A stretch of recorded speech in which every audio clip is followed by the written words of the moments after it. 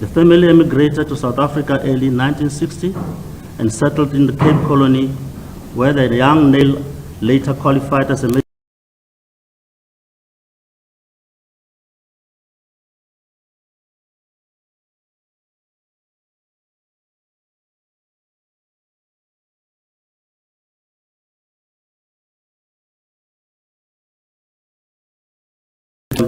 and after Neil qualified, the two of them lived together in a cottage on a wine estate in the Cape Colony. Liz told the court that it was a simple home with no electricity. Neil was against taking part in the military activities of the South African Army, having seen how they dealt with the 1976 Soweto Youth Uprising.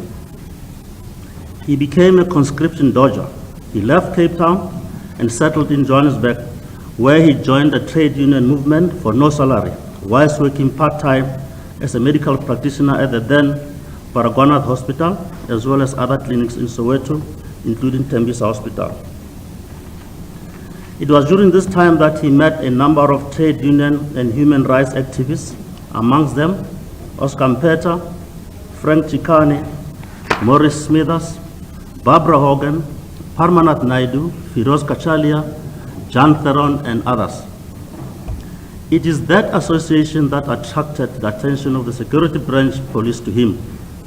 Liz had by then joined him, and they both lived a modest life in a flat in Fox Street, Johannesburg. Liz had also in the meantime become qualified as a medical practitioner. It seems that it was their style of living which the security police could not understand, why a young white couple with good qualifications chose to abandon all privileges that were available to white people and associated with people who, according to them, were intent to topple the white minority government. On the 27th of November 1981, in the early hours, Neil and Liz were arrested while spending the night at a friend's place in Crown Mines. Liz was taken to Hillbrook Police Station, whilst Neil was taken to Pretoria and later to John Vorster Square, both in terms of Section 6 of the Terrorism Act. They never saw each other again. On the morning of the 5th of February, 1982, the security police announced that Neil had committed suicide by hanging himself in his cell overnight. When the news was broken to Liz at about 10 in the morning, she screamed, I quote, "You killed him," referring to the security police. That has indeed been the belief of not only the progressive South African community, but also international organizations. His death in detention drew widespread international attention and condemnation that had not been seen since the death of Steve Biko and Ahmed Timol, both in detention. Workers downed tools. Commemoration rallies were organized, addressed by prominent community and human rights activists, amongst them the late Bishop Tutu at Wits University and elsewhere. Neil was the first white person to die whilst in police custody. In the Citizen newspaper of the 8th of February 1982, it was reported that General Mike Heldenhuys, the then Commissioner of Police, had released a statement that, quote, Dr. Neil Aggett, 28, the Transvaal Secretary for the Food and Canning Workers Union, was found hanged in his cell at Security Police Headquarters, and everything indicated he had taken his own life. Close quotation. An inquest was held in 1982, presided over by Magistrate Kotze, who found that no one was to blame for the death. Kotze accepted the version of the police despite overwhelming evidence to the contrary. That finding was never accepted by the family, the international community, and the large friends and colleagues of Neil. It left the family devastated. The legal community asked questions. Newspapers reported widely and condemned the finding. It was, to the South African government, business as usual, starting with Timol, Biko, Mapetla Mohapi, etc. They all took their lives to withhold information and protect their friends who were organizing a revolution to take over the government. With the advent of the democratic dispensation in South Africa in 1994, renewed attempts were made to find the truth about Neil's death. The law firm Weber Wenzel, duly assisted by private investigators as well as counsel, went about gathering evidence which enabled them to approach the National Director of Public Prosecution with information that had not been available or had not been properly considered by the magistrate who conducted the inquest in the year 1982. The Office of the NDPP made recommendations to the Minister of Justice and Correctional Services for a reopening of the inquest in terms of Section 17A1 of the Inquest Act 58 of 1959. After some years, it was only when the present Minister of Justice, Honorable Lamola, took office that the matter was expedited. The Minister in turn issued a directive to the Judge President of this division to designate a judge to preside over the reopened inquest. This is the second such inquest, following that of Ahmed Timol, which was presided over by my brother Mote during the year 2017.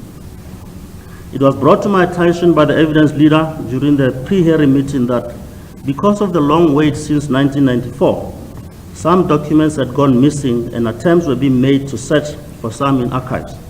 Some witnesses, especially those involved in the arrest and detention period, had passed away. Despite these shortcomings, it did not deter the evidence leader to proceed and present available evidence in the form of affidavits in the first inquest, as well as affidavits by persons who had been detained prior to and during Neil's death. Some former detainees not only deposed to affidavits, but availed themselves freely and gave oral evidence before this court. This court is indebted to all of them, as it is their evidence, which was widely publicized in the media, that assisted in informing not only this court, but the general public as to what exactly used to happen on the 10th floor of John Vorster Square those days. One of the detainees, Naidu, told this court that during his torture, the security branch officer told him that the 10th floor, which they referred to as Timor floor, will be renamed Naidu when they are finished with him. David Smarts, a Namibian judge, in his book titled Death, Detention and Disappearance, writing about activities of Kufut, a South African police unit, as to how they treated SWAPO detainees and other insurgents in the 1980s, writes as follows, I quote, "A system of torture was central to political trials, and for that matter, to detention without trial in Namibia in the 1980s. Not only were the defendants subjected to torture to extract confessions and admissions, but witnesses were also detained and tortured. This was because there were frequently civilian collaborators who would be tortured to incriminate insurgents and other civilians collaborators who would then be charged under the Terrorism Act. Once information was coercively obtained from witness detainees, they would be threatened with prosecution or further incarceration unless they testified along the lines of what had been extracted from them by third-degree methods. Almost all defendants ended up making confessions and admissions after undergoing grueling torture. The Sharpeville massacre of March 1960 had opened a new chapter in the history of political violence in South Africa. It led to the banning of the African National Congress and the Pan-Africanist Congress. It is those bannings and resultant torture of their members that drove thousands of South Africans, even those not aligned to the two political movements, to leave the country and go into self-imposed exile. The late Advocate George Bizos, a renowned and well-respected human rights lawyer, writing in his book, No One to Blame, said the following: "The acquittal of the political leaders at the end of the treason trial in 1961 probably marked the end of the administration of justice in accordance with generally accepted procedural safeguards such as habeas corpus. And when the African National Congress embarked upon the armed struggle in 1961, in December 1961, it gave Vorster the excuse he needed, if indeed one was needed, to introduce detention without trial. The Sabotage Act of 1962 was passed to allow house arrest despite heavy criticism, mainly from organizations such as the Congress of Democrats and the Black Search. In 1967, Section 6 of the Terrorism Act empowered the police to prolong detention without trial for an indefinite period. Generally, a prisoner is at the mercy of his or her captors. That is why in most civilized countries, procedural safeguards have been introduced such as visits by doctors, senior officers and members of the family, and the companionship of fellow prisoners. Detention without trial in South Africa did away with all that. Even judges who had the right to visit prisoners at any time were effectively excluded from visiting political detainees. No wonder many detainees died in detention. The only witnesses to the circumstances of their detention were policemen or prison warders, but the shots were called by the security police, who were charged with ensuring the safety of the state and were law unto themselves. They could hold detainees for as long as they liked, keep them awake by working shifts, deprive them of reading material, and isolate them from the community. Close quotation. It is common because Neil was a dedicated medical practitioner and trade union organizer. In his own words, he was an idealist. He only wanted the best for his country and identified with the oppressed people of South Africa. He was deeply offended by the inequalities imposed on black people and other people of color under the apartheid system. Neil chose to use his skills, his education and energy to make a meaningful difference to the oppressed, and in this regard he chose to intervene as a doctor/stroke trade unionist in the areas of health and care. When the ANC leadership went into exile and others arrested and jailed, those left inside the country recruited others to start mobilizing. One of those recruited was a young student activist, Ms. Barbara Hogan. Maria Skoon and Jeanette Curtis, who were in exile and based in Botswana, instructed Barbara to set up a dead letter box. If she needed to report anything to Marius and Jeanette, she would do it in writing and leave such document at a certain place where it would be picked up by an ANC courier person who would then take that document outside the country. Barbara opened a post box under a false name in Johannesburg. She had been taught how to encode documents. As a result, any document she sent out used codes, not actual names. And the courier, who she did not know and never met, had a duplicate key to the box. Ms. Barbara Hogan was at that time involved in support work for the trade union, as well as consumer boycotts and various other community-related activities. She met Neil and Liz whilst all three worked for the Industrial Aid Society in the late 70s.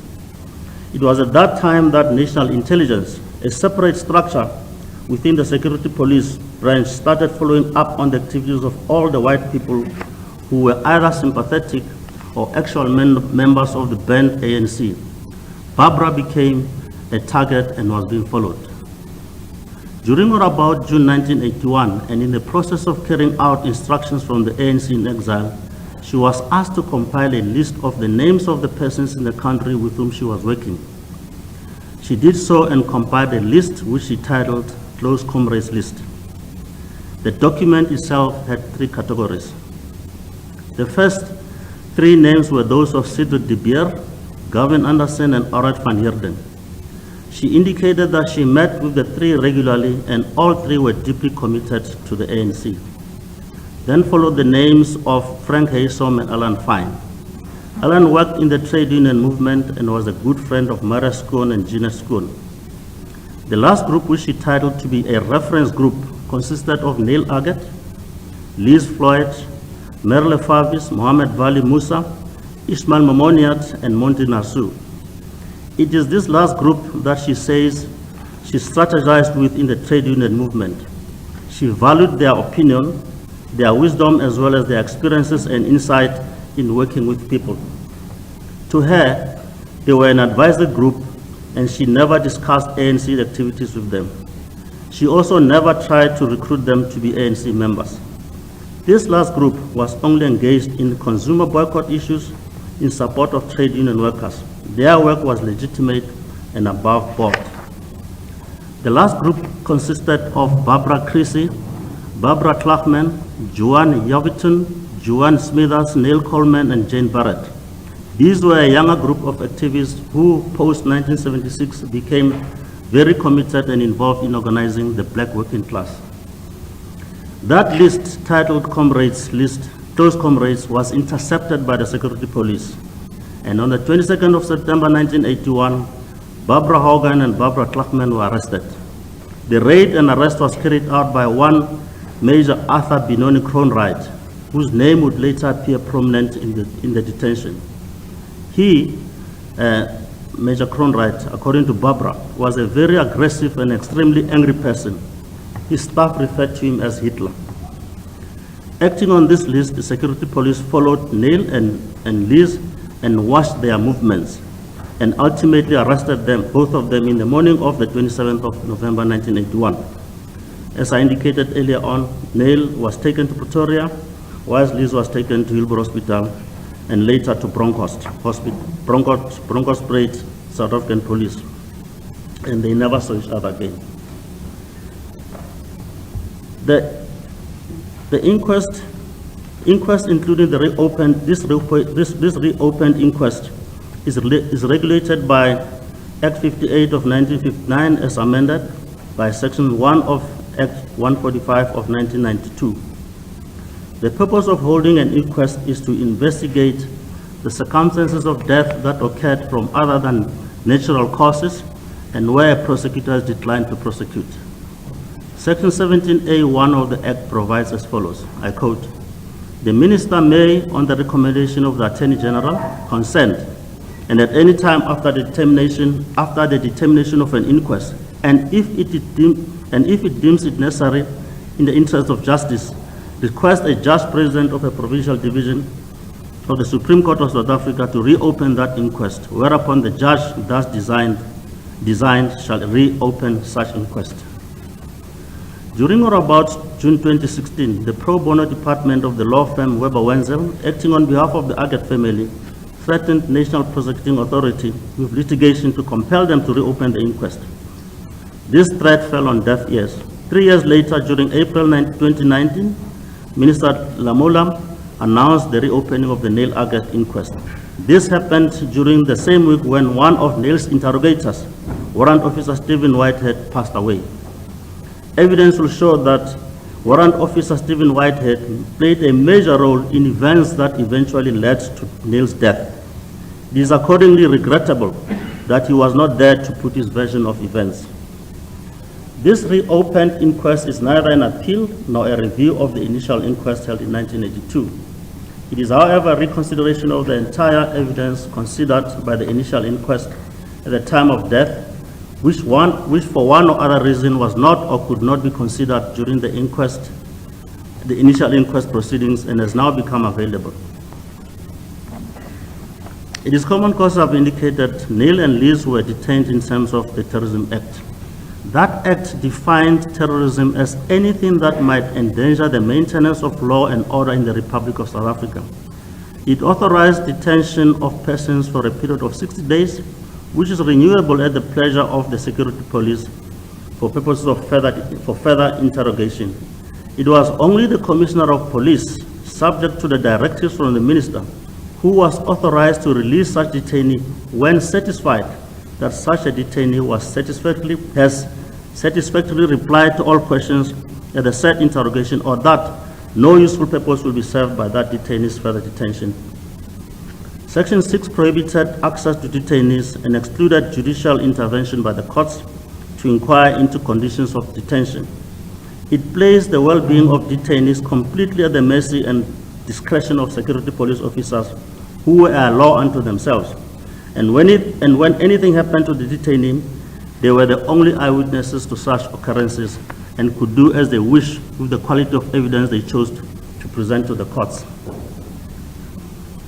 At the beginning of this reopened inquest, this court and the evidence leaders conducted an inspection local at John Vorster police station, especially the security branch offices, including the detention cells. The following was recorded. The second floor comprises of a number of solitary confinement cells. It is a square building located at the rear of John Vorster Square and comprises of 3 floors. 3 of the right-angled corridors are for male detainees. The further one is separate for female detainees. Black and white detainees were locked alongside each other. There are 2 ways or routes to access the security cells, including the interrogation offices located on the 9th and 10th floors. The first is via the main charge office. Then you walk to a flight of stairs on the ground floor. These stairs lead you directly to the 2nd floor. The second route is via the parking garage at the back of the building. The 2nd floor as well as the 9th and 10th floors can also be reached via a separate lift situated at the ground floor close to the flight of stairs. When one reaches the 2nd floor, either via the lift or the stairs, there is a locked gate at which is a black security guard who will then open for you to proceed to a separate charge office where a register is kept to sign your name and your reasons for being there. There is in that charge office an inventory room where all personal items of detainees were kept and recorded. An officer is in charge of that, and when a detainee requires something, it is recorded in a register which is kept in that room. There is also a consultation room which was used by the medical practitioners as well as magistrates who came to consult with detainees. There is an open area on the 2nd floor which is used as an exercise area for detainees under supervision. Each cell on the 2nd floor comprises of a solid door and an inner grille. The grille is about 1 meter away from the solid door. The grille is locked with a normal lock as well as with a padlock. The officer who is stationed at the entrance of the 2nd floor cells keeps the key to the cell door, whilst the padlock key is kept by the white warrant officer in charge, and when he knocks off at 16 hours 30, that padlock key is kept in an office in the main charge office on the ground floor. Inside each cell is a toilet, a hard cement bed, and a blanket.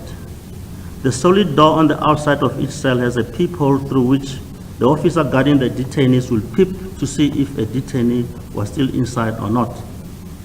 At the inspection in loco, the court observed and was informed that access to the 2nd floor cells could also be accessed via a corridor behind the charge office without anyone noticing. The diagram depicting the 2nd floor also indicates that there is a gate opposite 2nd floor cell B24A, which leads directly to the staircases descending to the 1st floor cell A52, which route bypasses the 2nd floor charge office. The 10th floor, where all the interrogations took place, was strictly occupied by members of the security branch and was accessed via the 9th floor using a dedicated lift. Entrance is through the parking garage. There is always a security branch officer sitting inside the bulletproof glass cubicle. The 2 dedicated lifts to this floor compulsorily stop on the 9th floor. There are 4 other lifts that service the rest of the building. The 10th floor, which was aptly known as Timol Heights, named after Ahmed Timol, a detainee who was pushed to death from that floor during 1971, houses a number of offices where interrogations took place. It also, according to witnesses, had a room called the Ware Kamer, truth room. It is structured in a way that it is noise-proof. Evidence by Maurice Smithers, one of the detainees at the same time as Neil, revealed that Neil was seen in office number 1012 performing exercises. He could see that from office number 1012 where he was taken for questioning. And now deal with events that Dr. Aggett's involvement in activities that led to his arrest and detention. Shortly after qualifying as a medical practitioner, Neil worked as an intern at Umtata Hospital. He later moved to Tembisa Hospital. It was during this time that he developed an interest in trade unionism. He and Liz lived together in a flat in Fox Street, Johannesburg. He had made up his mind that he will not undergo military training. Whilst working at Baragwanath Hospital, he developed an interest in emergency surgery, probably as a result of what he was exposed to at that hospital. Oscar Mpeta, a South African trade union leader and founder member of SACTU, came up to Johannesburg from Cape Town to open a branch of the Food and Cannery Workers Union. He stayed with Neil and Liz, and in the process recruited Neil into the trade union movement. Neil was later to be mentored by, amongst others, Emma Mashinini, who ran KAU, as well as Tozami Lekweta and Susan Jikelana from a sister union called SAU. Neil's interest had developed and he began to work full-time in the emerging labor movement whilst working part-time at Bargonath Hospital. And whilst working as a part-time union organizer, he was not paid any salary. It was this association with the trade union movement that drew the attention of the security police to him and Liz. Lieutenant Whitehead was assigned to follow and watch his and Liz's movement. Amongst the people that he had come into contact with, as I indicated, was Ms. Barbara Hogan, an underground member of the ANC. Barbara Hogan, as she testified, was tricked by the security police, and the list of close comrades that she had complied for the information of the ANC in exile landed in the hands of the security police. In the list, Neil's name was there. Barbara was arrested, and whilst in detention, Neil and a number of other trade unionists and underground ANC members were taken into custody in a security swoop during November 1981. In the mind of the security police, they had cracked the inside operation of the ANC and were now ready and preparing for the second and biggest treason trial since the 1956 treason trial. Major Arthur Cronwright, the then head of security police at John Vorster Square, was desperate to use the close comrades list to prove a wider conspiracy. In the list, Neil was described by Barbara Hogan as belonging to the advisory reference group and was never referred to as an ANC member. Captain Martin Nodier was the first to interrogate Neil from around 15th of December 1981 till about the 23rd of December 1981. He came from East London and was relieved of that duty early in January 1982. His evidence in 1982 as well as in the reopened inquest was consistent. He could not link Neil with any involvement with the banned ANC or SACTU, and according to him, Neil should have been released. Lieutenant Stephen Whitehead took over interrogation of Neil from January 1982, shortly after Captain Nodier had left. He, with the assistance of one Skalkvik, a railway police officer, intensified interrogation from that period until the death of Neil. Whitehead had come to the conclusion that the statement made by Neil to Captain Nodier was insufficient, hence he intensified effort to get a confession. Whitehead passed away in the year 2019. Johann Nicholas Fesser, together with Captain Swanepoel, interrogated Neil on the 30th of January 1982 from 6 a.m. to 6 p.m. Fesser occupied an office on the 9th floor and was in control of the 9 white department dealing with ANC matters. Joseph Petrus Woensdracht, together with Whitehead and Nicholas Johannes Dietlefs, interrogated Neil on the 30th of January 1982 from 1800 hours until the following morning at 3 a.m. of the 31st of January 1982. Magezi Eddie Chauke, who joined the security branch during November 1981, was also stationed at John Vorster Square. His duty was to escort detainees from their cells on the 2nd floor for interrogation to the interrogation offices on the 10th floor and back. He at times sat with Whitehead and Skalkvik during Neil's interrogation. He told the court that he did not take part in interrogation and merely sat there at times reading a newspaper. The 1982 inquest judgment indicates that, all in all, the deceased Dr. Neil Aggett was interrogated by 14 security police officers who took shifts that culminated in the non-stop 62-hour interrogation that commenced on the 28th of January 1982 until the 1st of February 1982. This interrogation was authorized by Major Arthur Cronwright. And now deal with the proceedings in the 1982 inquest. The procedure about checking on detainees in their cells was narrated by, amongst others, Constable Museu Positlu. He was a constable stationed at John Vorster Square in the security branch office. He reported for duty at 2100 hours 45 on the evening of the 4th of February 1982.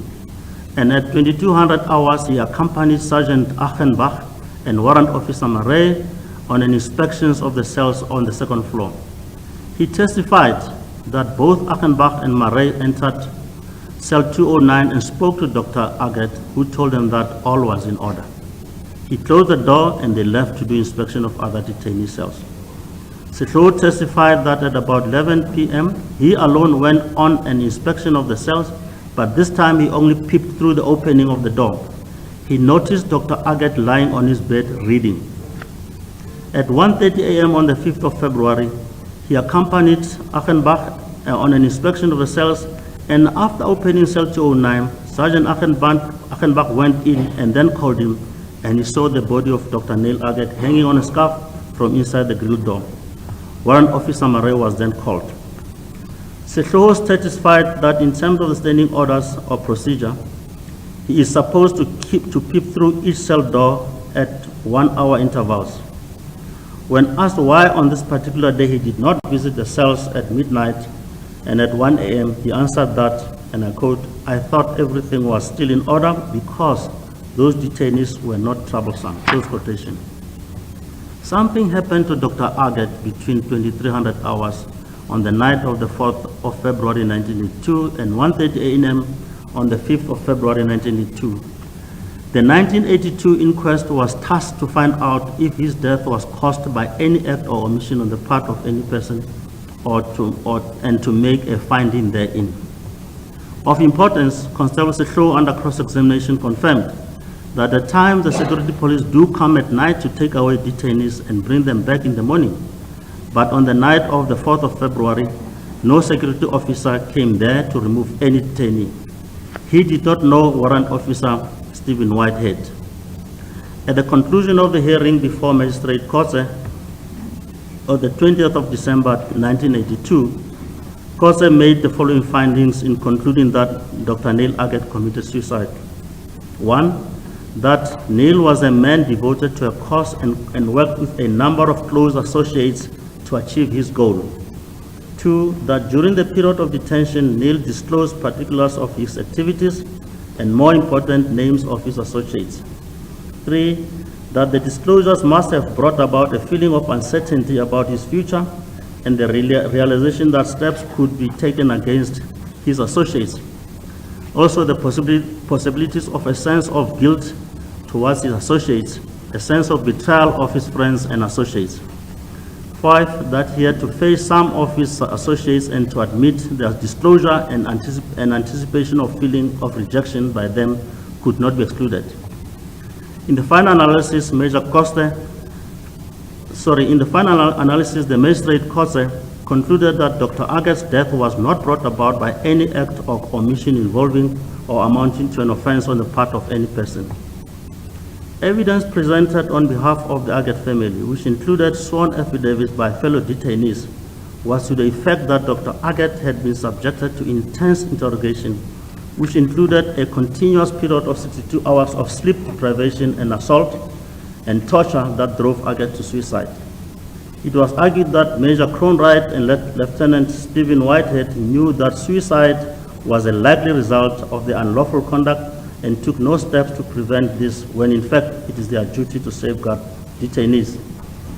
In dismissing the version presented by the Aggett family, the magistrate accepted the version of the police that Aggett was well and in good condition and decided to take his life because he had a sense of guilt.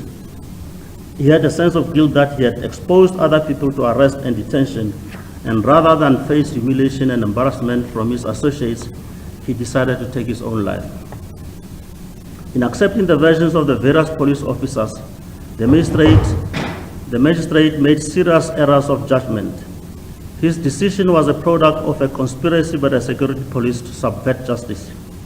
He failed to note that this was a big cover-up by police, or even if he did notice it, he justified their versions on dubious grounds.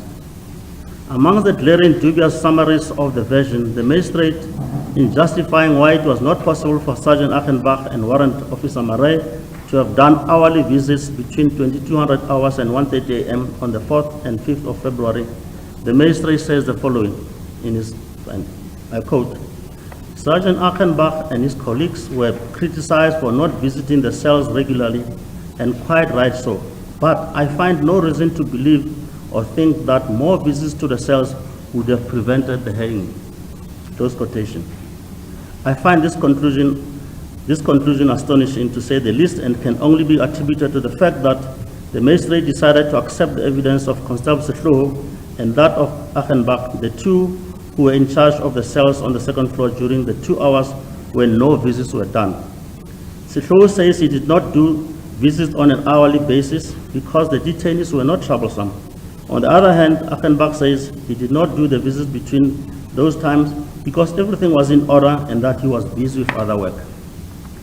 The magistrate, in summarizing this aspect, that Achenbach visited the cells at 12:45 and yet only discovered the body of Dr. Aggett at 1:30 a.m.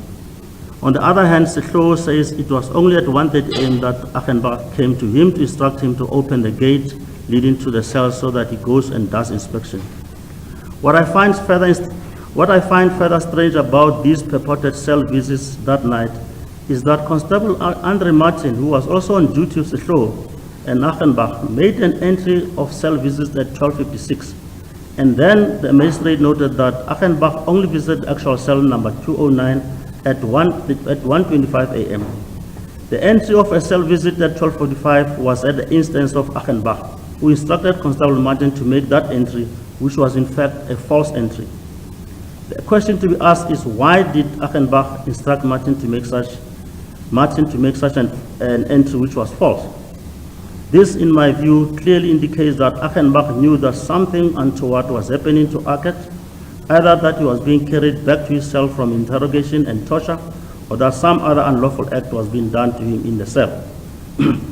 Keith Coleman, a Section 6 student detainee, told the 1982 inquest that a few days before his death, Dr. Aggett was unresponsive and seemed to be in deep thought. He also told the court that Neil had told him about an assault on him when his shirt was torn. This, he said, was done because his interrogators wanted to put more pressure on him and had taken away his privileges to an extent that he, Coleman, had to now and then give Aggett something to eat like sweets and as well as cigarettes. Tawali Rumo, a detainee, told the 1982 inquest that when he saw Dr. Aggett in the second half of January 1982, he no longer looked happy. His manner of working had changed. He was working with some difficulty and did not look healthy and was no longer laughing easily. The day before his death, namely the 4th of February 1982, he saw Dr. Aggett in the company of Constable Chauke and another police officer. It was at about 3 p.m. Dr. Aggett was not working normally, and tears were running down from his eyes and did not respond to greetings.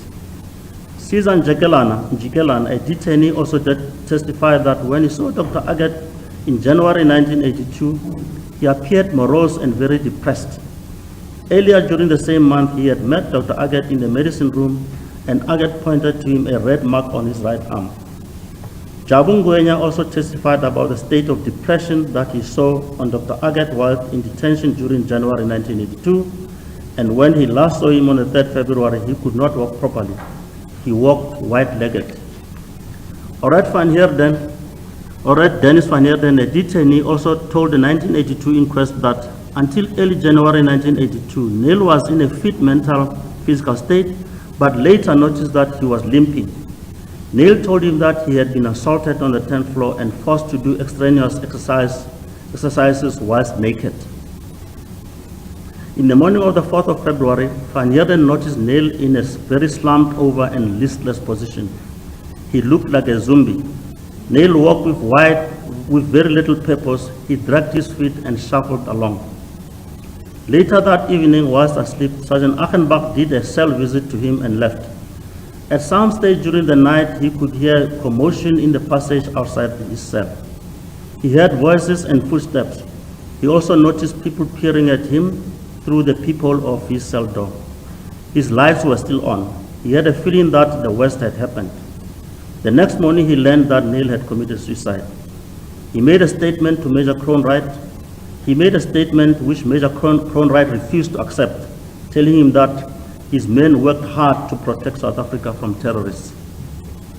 The magistrate dismissed and disbelieved evidence of the witnesses who testified about the events of the 3rd and 4th February on 3rd February 1982 on flimsy basis. For example, Keith Coleman testified about Neil's condition, and yet the magistrate concentrated on the issue of the torn shirt, as if that was the main issue, and failed to address Coleman's observation.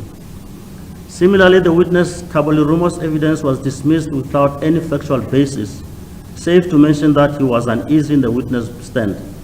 That may well be so, but it does not weaken his evidence, which was corroborated by that of Coleman and Orat van Heerden, to the effect that on the morning of the 4th of February, Neil walked with difficulty. The magistrate also treated the evidence of Sisan Jikelana in the same manner as that of Tabulirum.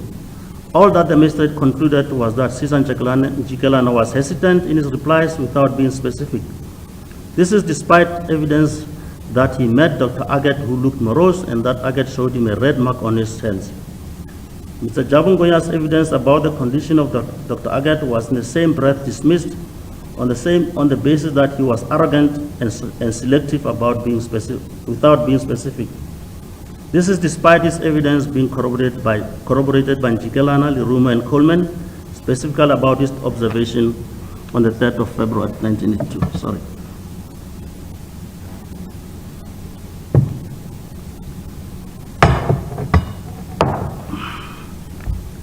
The 2019 reopened inquest. This reopened inquest, as already indicated, started off in January 2020, and has been fraught with difficulties caused by the time delayed, during which time some of the witnesses who testified during 1982 had passed away. Others have faint memories, and some documents could no longer be traced, including the docket. I've already set out the picture and layout of the detention cells and the 9th and 10th floor interrogation offices, which this court observed during the inspection in Loco in January 2020.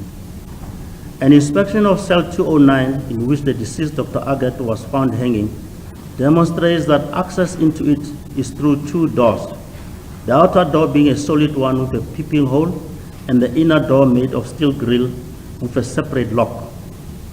Mr. Colin Savage, an architect, inspected the building plans of John Vorster Square as it was during 1982. He testified that besides the access points already indicated herein, it would have been possible to gain access to the security cells on the second floor through the female cells via a door that had by now been sealed up. When cell 209 was inspected on the 5th of February 1982, a number of items were found therein which should not have been there. Nyampula, one of the 1982 police witnesses who also testified in this reopened inquest, described it as a 5-star cell. Despite evidence to the contrary, the 1982 inquest accepted that Dr. Aggett was treated well based on the evidence of the security police. In this reopened hearing, this court has heard evidence by detainees who were in detention prior to and during Aggett's detention and after his death. There was also placed before me transcripts of several amnesty application hearings before the Truth and Reconciliation Commission by senior security police officers. This evidence in no uncertain terms proves firstly that detainees were subjected to torture, sleep deprivation, and assaults. Secondly, as Paul Erasmus, a former security branch officer, testified, it was a culture in the security branch to cover up evidence of ill treatment of detainees. Erasmus provided information regarding the activities of the security branch, in particular, manufacturing of evidence. He testified about the secret trip sanctioned by the head office during 1982, when he and Stephen Whitehead went to Somerset West at the house of Dr. Aggett's parents in search of evidence to prove that Dr. Aggett was suicidal and therefore took his own life. Erasmus gave evidence on the security police training courses.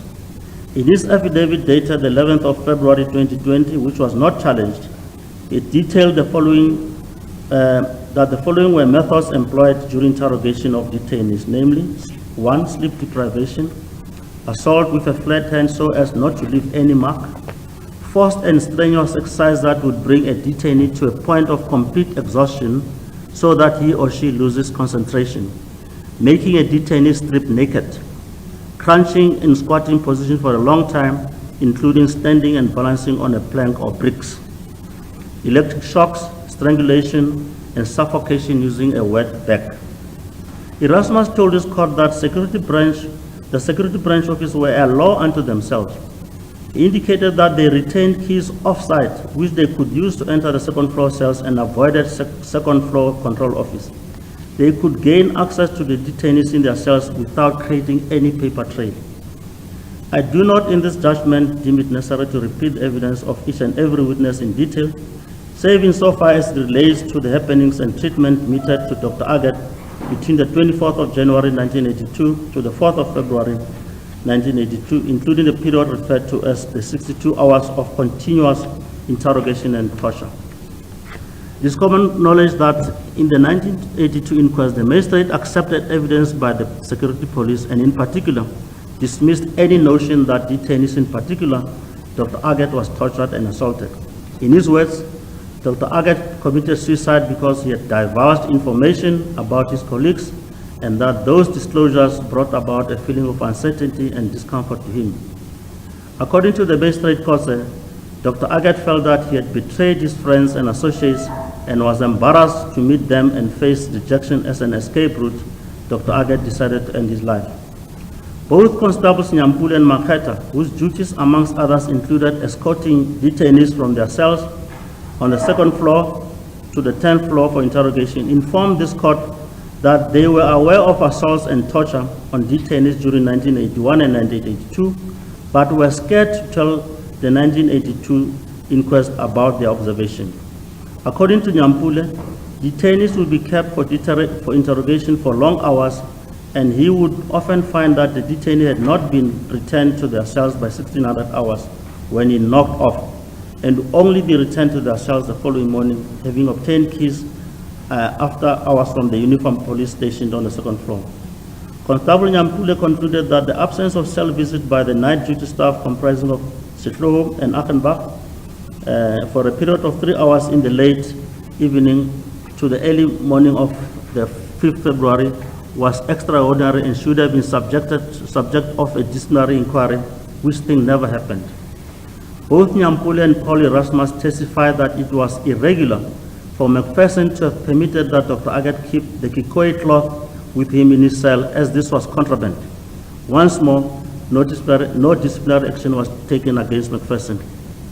Maurice Smithers, a detainee, had testified and was cross-examined at length by Advocate Scarbott and DeFries during the 1982 inquest, when he detailed about what he observed on the 25th of January 1982, when Dr. Aggett was being assaulted and tortured in Office 1012. In opposing his version, the security police tendered a statement by Constable Maketa, who had on that day escorted Aggett to the 10th floor for interrogation. In this inquest, Constable Maketa told the court that when he testified in 1982,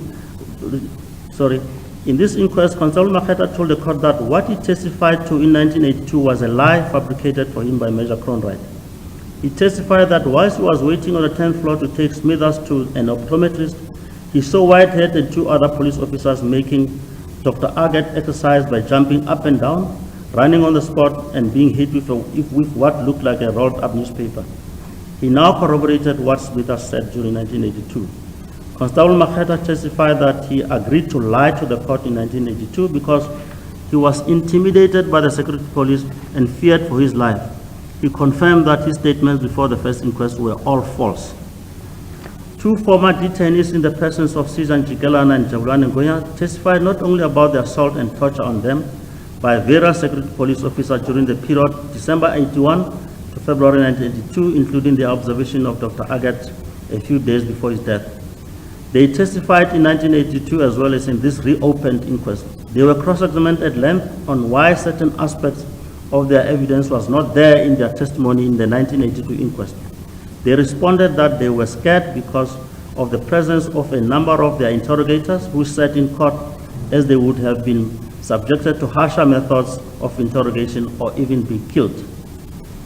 Nicholas Dietlefs, one of Aggett's interrogators during the long weekend of 62 hours interrogation, told the court in the reopened inquest that there was pressure put on him and others by Major Cronwright not to disclose in the 1982 inquest evidence that Whitehead had left him with Aggett on the night of 8th of January 1982. Also that he should not tell the inquest that he had told him, Cronwright, that he was worried that Aggett would commit suicide. He considered that he was aware that some detainees were assaulted on the 10th floor, though he himself did not assault any detainee, including Dr. Aggett. He testified that whilst he lied in 1982 about certain aspects, he is now telling the truth, as there was no longer any pressure on him to protect fellow members of the security police. Dietlefs confirmed the culture of protecting fellow officers and stated that Major Conrad stressed the fact that it was in the interest of the country that it be protected from communists and the African National Congress. He testified further that during the time when he was alone with Dr. Aggett on the night of the 30th of January 1982, Dr. Aggett disclosed to him about the involvement of Jan Theron in labor unrest, and that this disclosure upset him. Joseph Petrus Wooldracht testified about his involvement with Dr. Aggett on the night of the 30th of January 1982, when Dietlefs and Whitehead interrogated Aggett. He, as in 1982, denied any ill treatment on Dr. Aggett and further said that he was not aware at that time that Aggett had been on interrogation non-stop since the 28th of January 1982. He testified further that Aggett wrote a 4-page statement that evening about involvement of Jan Theron in labor unrest, but could not recall the exact contents thereof.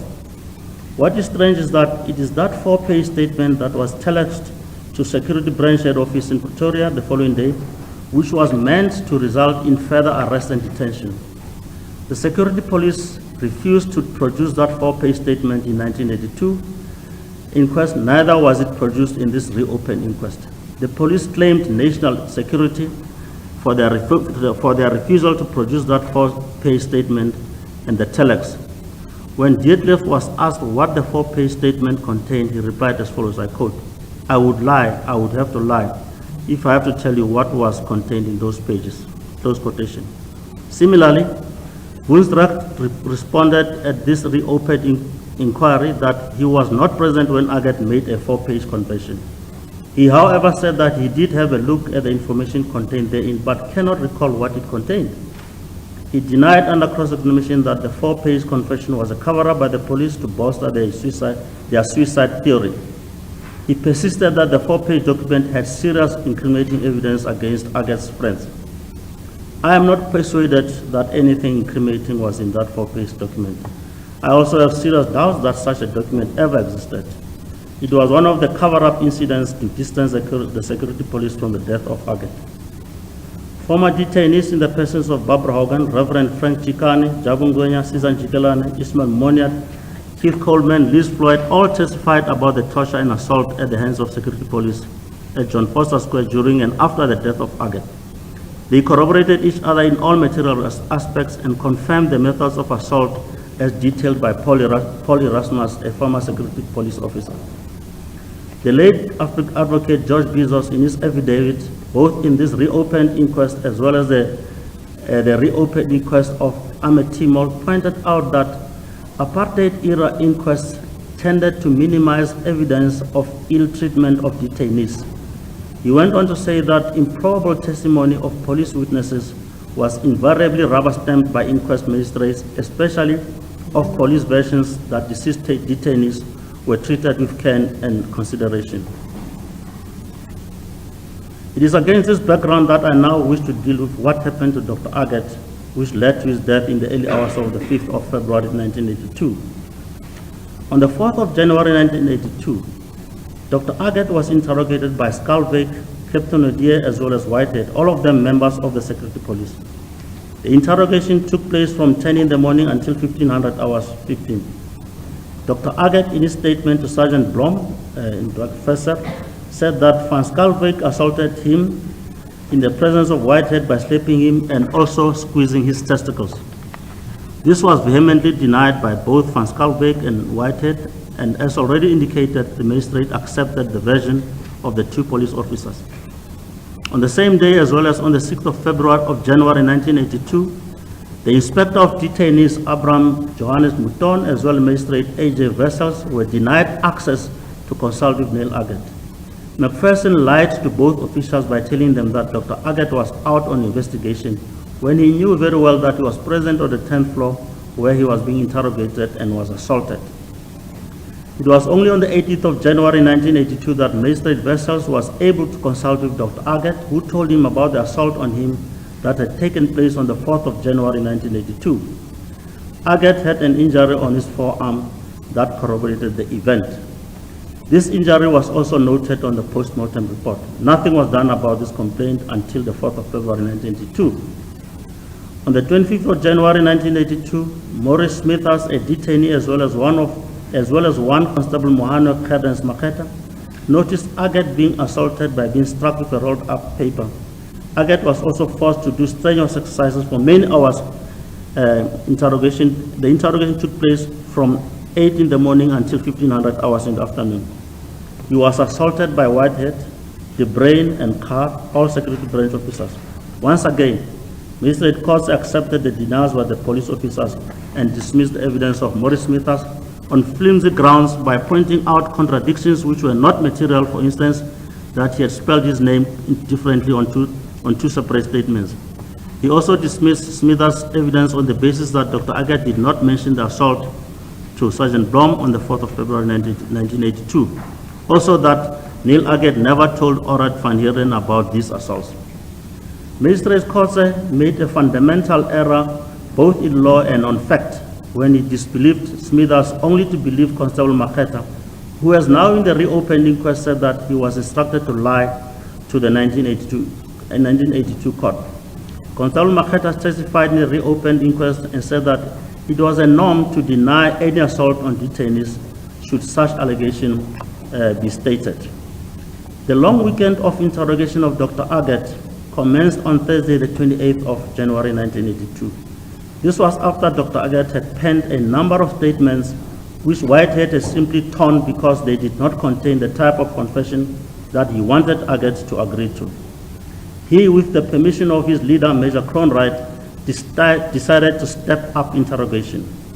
He then devised a plan to keep Aggett awake for a long period, and in order to achieve that, Whitehead enlisted the services of other security officers to go on shift work, working in pairs day and night, questioning Dr. Aggett with the intention to break him so that he confesses to being an active member of the banned ANC and SACP.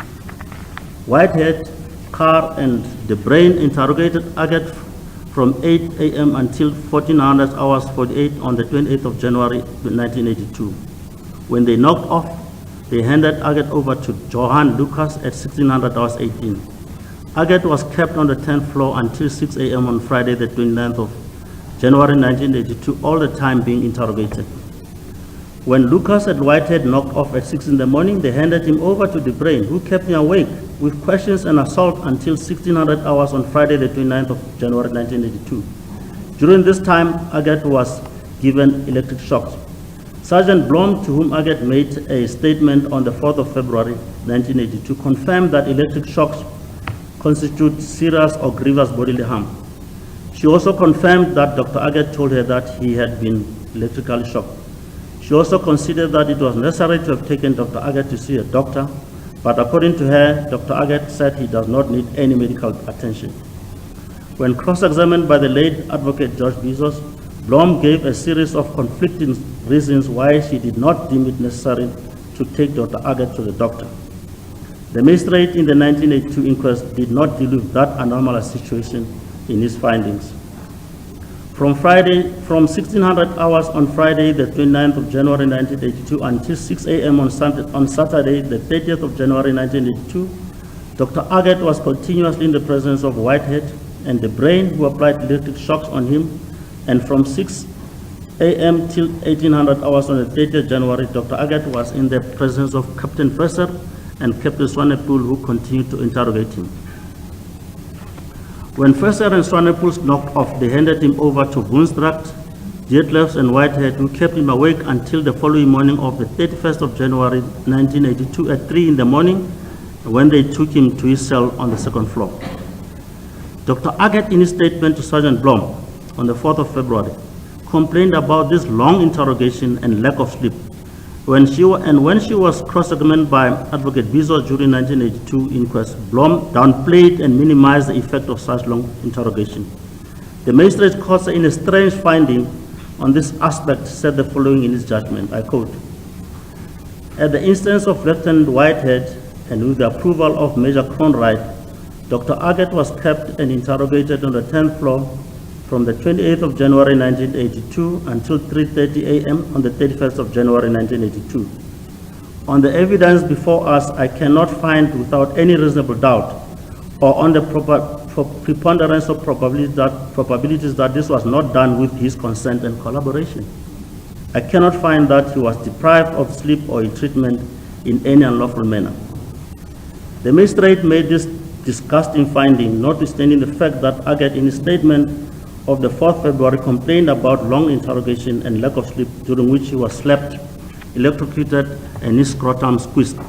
It therefore boggles my mind how Mr. Kotze came to the conclusion that Dr. Aggett agreed to all that.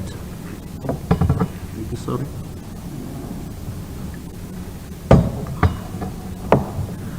Advocate Judge Bezos, in referring to the conduct of magistrates during that era, pointed out that the majority of apartheid-era magistrates had no real desire to reach the truth. They saw it their duty to protect organs of the state, such as the police. They, the magistrates, tended not to interrogate police versions vigorously and accepted ridiculous versions, like in this matter, that detainees preferred to commit suicide when the truth about them had been found. On the 4th of February 1982, Sergeant Blom Fesser took a statement from Aggett at 9 in the morning, which statement she later handed over to her superiors and did nothing further because, according to her, the suspect, Lieutenant Whitehead, was her senior, and in terms of the rules, she as a junior police officer cannot investigate any case against her seniors. In my view, this is when all things started going wrong. Dr. Aggett was now left to the mercy of Whitehead, Cronwright, and others to decide how to discipline him. How dare he make such a serious complaint against a senior ambitious security police branch officer. Sergeant Blom Fesser, when testifying in the reopened inquest, used her marital surname of Fesser. Her evidence regarding taking of the statement and how she went about was consistent to a large extent with what she told the court in the inquest. However, under cross-examination in the reopened inquest, she played ignorant about whether she knew that prior to the death of Aggett, other detainees, namely Wellington Chazibani, Elman Malele, Matthews Mabelane, had died whilst in security police custody at Vorster Square. She said she did not know. I find that not possible to believe. She clearly was still playing the cover-up card. Dr. Aggett, in making a statement to Sergeant Blom Fesser, related two incidents of assault. The first that took place on the 4th of January 1982, when he pointed out Whitehead, Chauke, and Skalbeck as the culprits. The second incident took place over the long interrogation weekend when he was deprived of sleep and was assaulted by Whitehead, who had blindfolded him and electrocuted him. Aggett also showed her a scratch on his left radial nerve pulse. Aggett told her that despite him having complained to Warrant Officer McPherson did not make arrangement that he be seen by a doctor. In the 1982 inquest, Sergeant Blom Fesser was cross-examined at length as to why she did not take Dr. Aggett to see the district surgeon. At first, she had told the court that she did not do it because the security police were still busy with interrogating Dr. Aggett. She later said it is because Dr. Aggett said he does not want to be taken to a doctor. Now, in the reopened inquest, while being led by Advocate Singh in evidence, she testified as follows. I quote, Ms. Singh, you also told Major Cronwright that as they were busy with him, you were making arrangements or you made arrangements for him to be taken to the district surgeon. Am I correct? Mrs. Fesser, that is correct. Ms. Singh, when did you make arrangements to take him to the district surgeon, madam?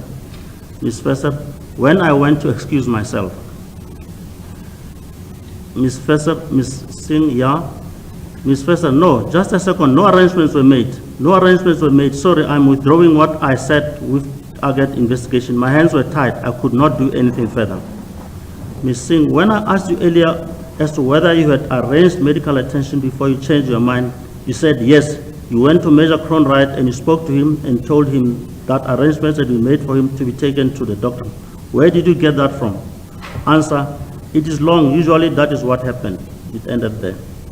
Mrs. Blom Fesser clearly contradicted herself on a very material aspect of this case.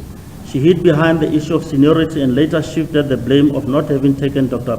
Aggett to the district surgeon, to a commander, and later said it is the duty of the security police to see to it that detainees be taken to a doctor. Mrs. Blom-Fester was clearly still on the trajectory to protect Whitehead and Cronwright, even at this late stage when it is known that both have passed away. If she now says that she had told Cronwright and her own superiors that Aggett needs medical attention, why did Cronwright and Whitehead in the evidence in 1982 say there was nothing wrong with Dr. Aggett and that he was in good spirits? In the late hours of the night of the 4th of February into the early hours of 5th February, 3 detainees, namely Susan Jikelana, Keith Coleman, and Jabu Ngwenya, heard commotion and observed unusual activity in the corridor of the second floor. In particular, Keith Coleman saw 4 figures hurrying past, and thereafter all the cell windows were banged closed one by one, and the main gate to the cell block was slammed and locked. Of great importance is what Susan Jikelana told the court, namely, that he heard the main gate being opened and several low voices, and when he heard that, he stood on top of the toilet seat and looked out into the passage, where he saw approximately 6 persons carrying Aggett in the direction of the lift. He says they carried Dr. Aggett in the way Muslims carry their dead at funerals, and they were moving quickly. Jabu Ngwenya saw police officers who stood in front of each cell door, observing the peephole into the cell corridor. This incident described by the 3 detainees is of crucial importance. The incident must have taken place during the period when no cell visits were recorded by the night duty staff. It is a period between 2200 hours and 1:30 a.m. It is at that time that something was done to Dr. Aggett which led to his death. The question that remains is, who were those people seen by the 3 detainees in the corridor? Susan Jikelana was adamant that when he stood peering into the corridor, he saw Dr. Aggett being carried shoulder high. The people carrying him were moving from the lift towards the showers. Under cross-examination by Advocate Coutier, Susan Jikelana maintained that he did not tell the 1982 court about that incident because he was scared that his interrogators who were in court at the time, all the time, would have later subjected him to further torture or even killing. Mr. Jikelana informed the court that when he consulted with his attorney, Mr. David Dyson, he did relate to him that version. When pressed further by Advocate Coutier on that issue, Susan Jikelana expanded in response as follows. But I'm trying to also illustrate the state of mind I was in, and I never saw myself as just an individual. I was part of a whole. Maybe if my Lord can be allowed to, even David Dyson himself from time to time was quite harsh with me, saying that I was not forthcoming when I was testifying. I cannot remember whether I did respond to him or whether I just spoke internally, because to me, I just could feel for him when he was saying that, because in his view, I must say as much as I can, and in my view, I'm measuring what I can say because I do not know what will happen to me, and my conclusion or my view is that the greatest of probabilities is that whatever I say determines my future relations with the special branch, and I knew that even in future I was still going to interact with these people, whether through a bullet in my head down the line or whether through detention inside with more tortures in whatever form, close quotation. It must be recalled that Mr. Jikelana had been in and out of detention even before the detention of Dr. Aggett. His second arrest took place when he was at the Aggett's residence in Johannesburg. So for all intents and purposes, he knew a lot about the activities of Dr. Aggett. In my view, to protect himself and with the type of fear that he had for the police, he in his view was justified to withhold that crucial information. Keith Coleman, who was detained in a cell facing the long corridor, heard a commotion in the early hours of 5th February. He ran to the window of his cell and saw figures going past. A moment later, all windows were closed. He could not make out who were the officers walking past. He was released from detention on the 26th of March 1982 and immediately placed under banning order. Later, he was to be called as a state witness in the case against Barbara Hogan and Cedric Mason. Mr. Coleman did not say much, save to say that the people moved from the main gate leading into the second floor cells inwards to the rest of the cell. When he heard this commotion, he was in cell B3, which is close to the main gate. Dabu Gabriel Ngwenya also testified in both inquests. He saw Dr. Aggett being assaulted on the 10th floor on the 25th of January 1982 by Whitehead and others. This information he did not tell the 1982 inquest, and when asked the reason why, his response was that he was scared because the security police had in the past killed people, and as for him, one day they picked him up and one of them stabbed him and they left him for dead. He felt vulnerable even though he had been released at the time when he testified in 1982. Ngwenya further testified about his chance meeting with Dr. Aggett on the 3rd of February 82 in the room where they keep clothing. And Dr. Aggett told him that he had been badly tortured and also showed him a wound on his forehead. He concluded his evidence with what he saw in the early hours of February 5th February 1982 when he heard a commotion in the corridor. He peeped through the window and saw a number of white police officers moving about. They closed the windows and blocked the peepholes. Mr. Ngwenya found that to be strange. This evidence, although not presented during the 1982 inquest, corroborated that of Keith Coleman to a large extent. The possibility is that the commotion they heard or witnessed could have been at the time the security police were rushing to Dr. Aggett's cell after he had been found hanging. This only leaves evidence of Susan Jikelan, who is the only one who says he saw Dr. Aggett being carried shoulder high in the corridor. Shortly after Sergeant Blom had taken the statement from Dr. Aggett, she not only informed Major Crowright about who the suspects were, she handed the docket to her senior, Juan Ferreira. This common knowledge that Whitehead got to know about the accusation leveled against him, and this angered him, and 15 hours later, Aggett was dead. Whitehead, Carr, and Warrant Officer DeBrain confronted Dr. Aggett, and Whitehead said to Aggett, I quote, "Is this the way you treat us now after we had been so good to you?" Close quotation. This remark by Whitehead cannot and should not have been viewed in isolation in the 1982 inquest. It came against the background of Neil Aggett having been kept awake for 62 hours, and each day Whitehead told Neil that he has not as yet told the truth. Whitehead's affidavit filed in the 1982 inquest reads like a well-rehearsed cover-up story, parts of which reads as follows, I quote in Afrikaans. Neil 600 uur het ek weer van diens gegaan. Dit was op die 30ste van Januarie 1981. Diezelfde dag 1800 uur het ek weer diens rapporteer. Ek het toe weer eens gemerk dat daar nog 'n paar leemtes in sy verklaring is wat Dr. Aggett moes opklaar. Ek het hom toe weer in verband met die leemtes ondervra. Close quotation. That rewriting of one statement went on for the next 3 days. It is therefore inconceivable that the interrogation and rewriting could have been taking place in a manner described by Whitehead as being peaceful and orderly. He was lying. In his affidavit filed in the 1982 inquest, Whitehead said the following after Dr. Aggett had rewritten the statement over and over again. Again, I quote his Afrikaans version.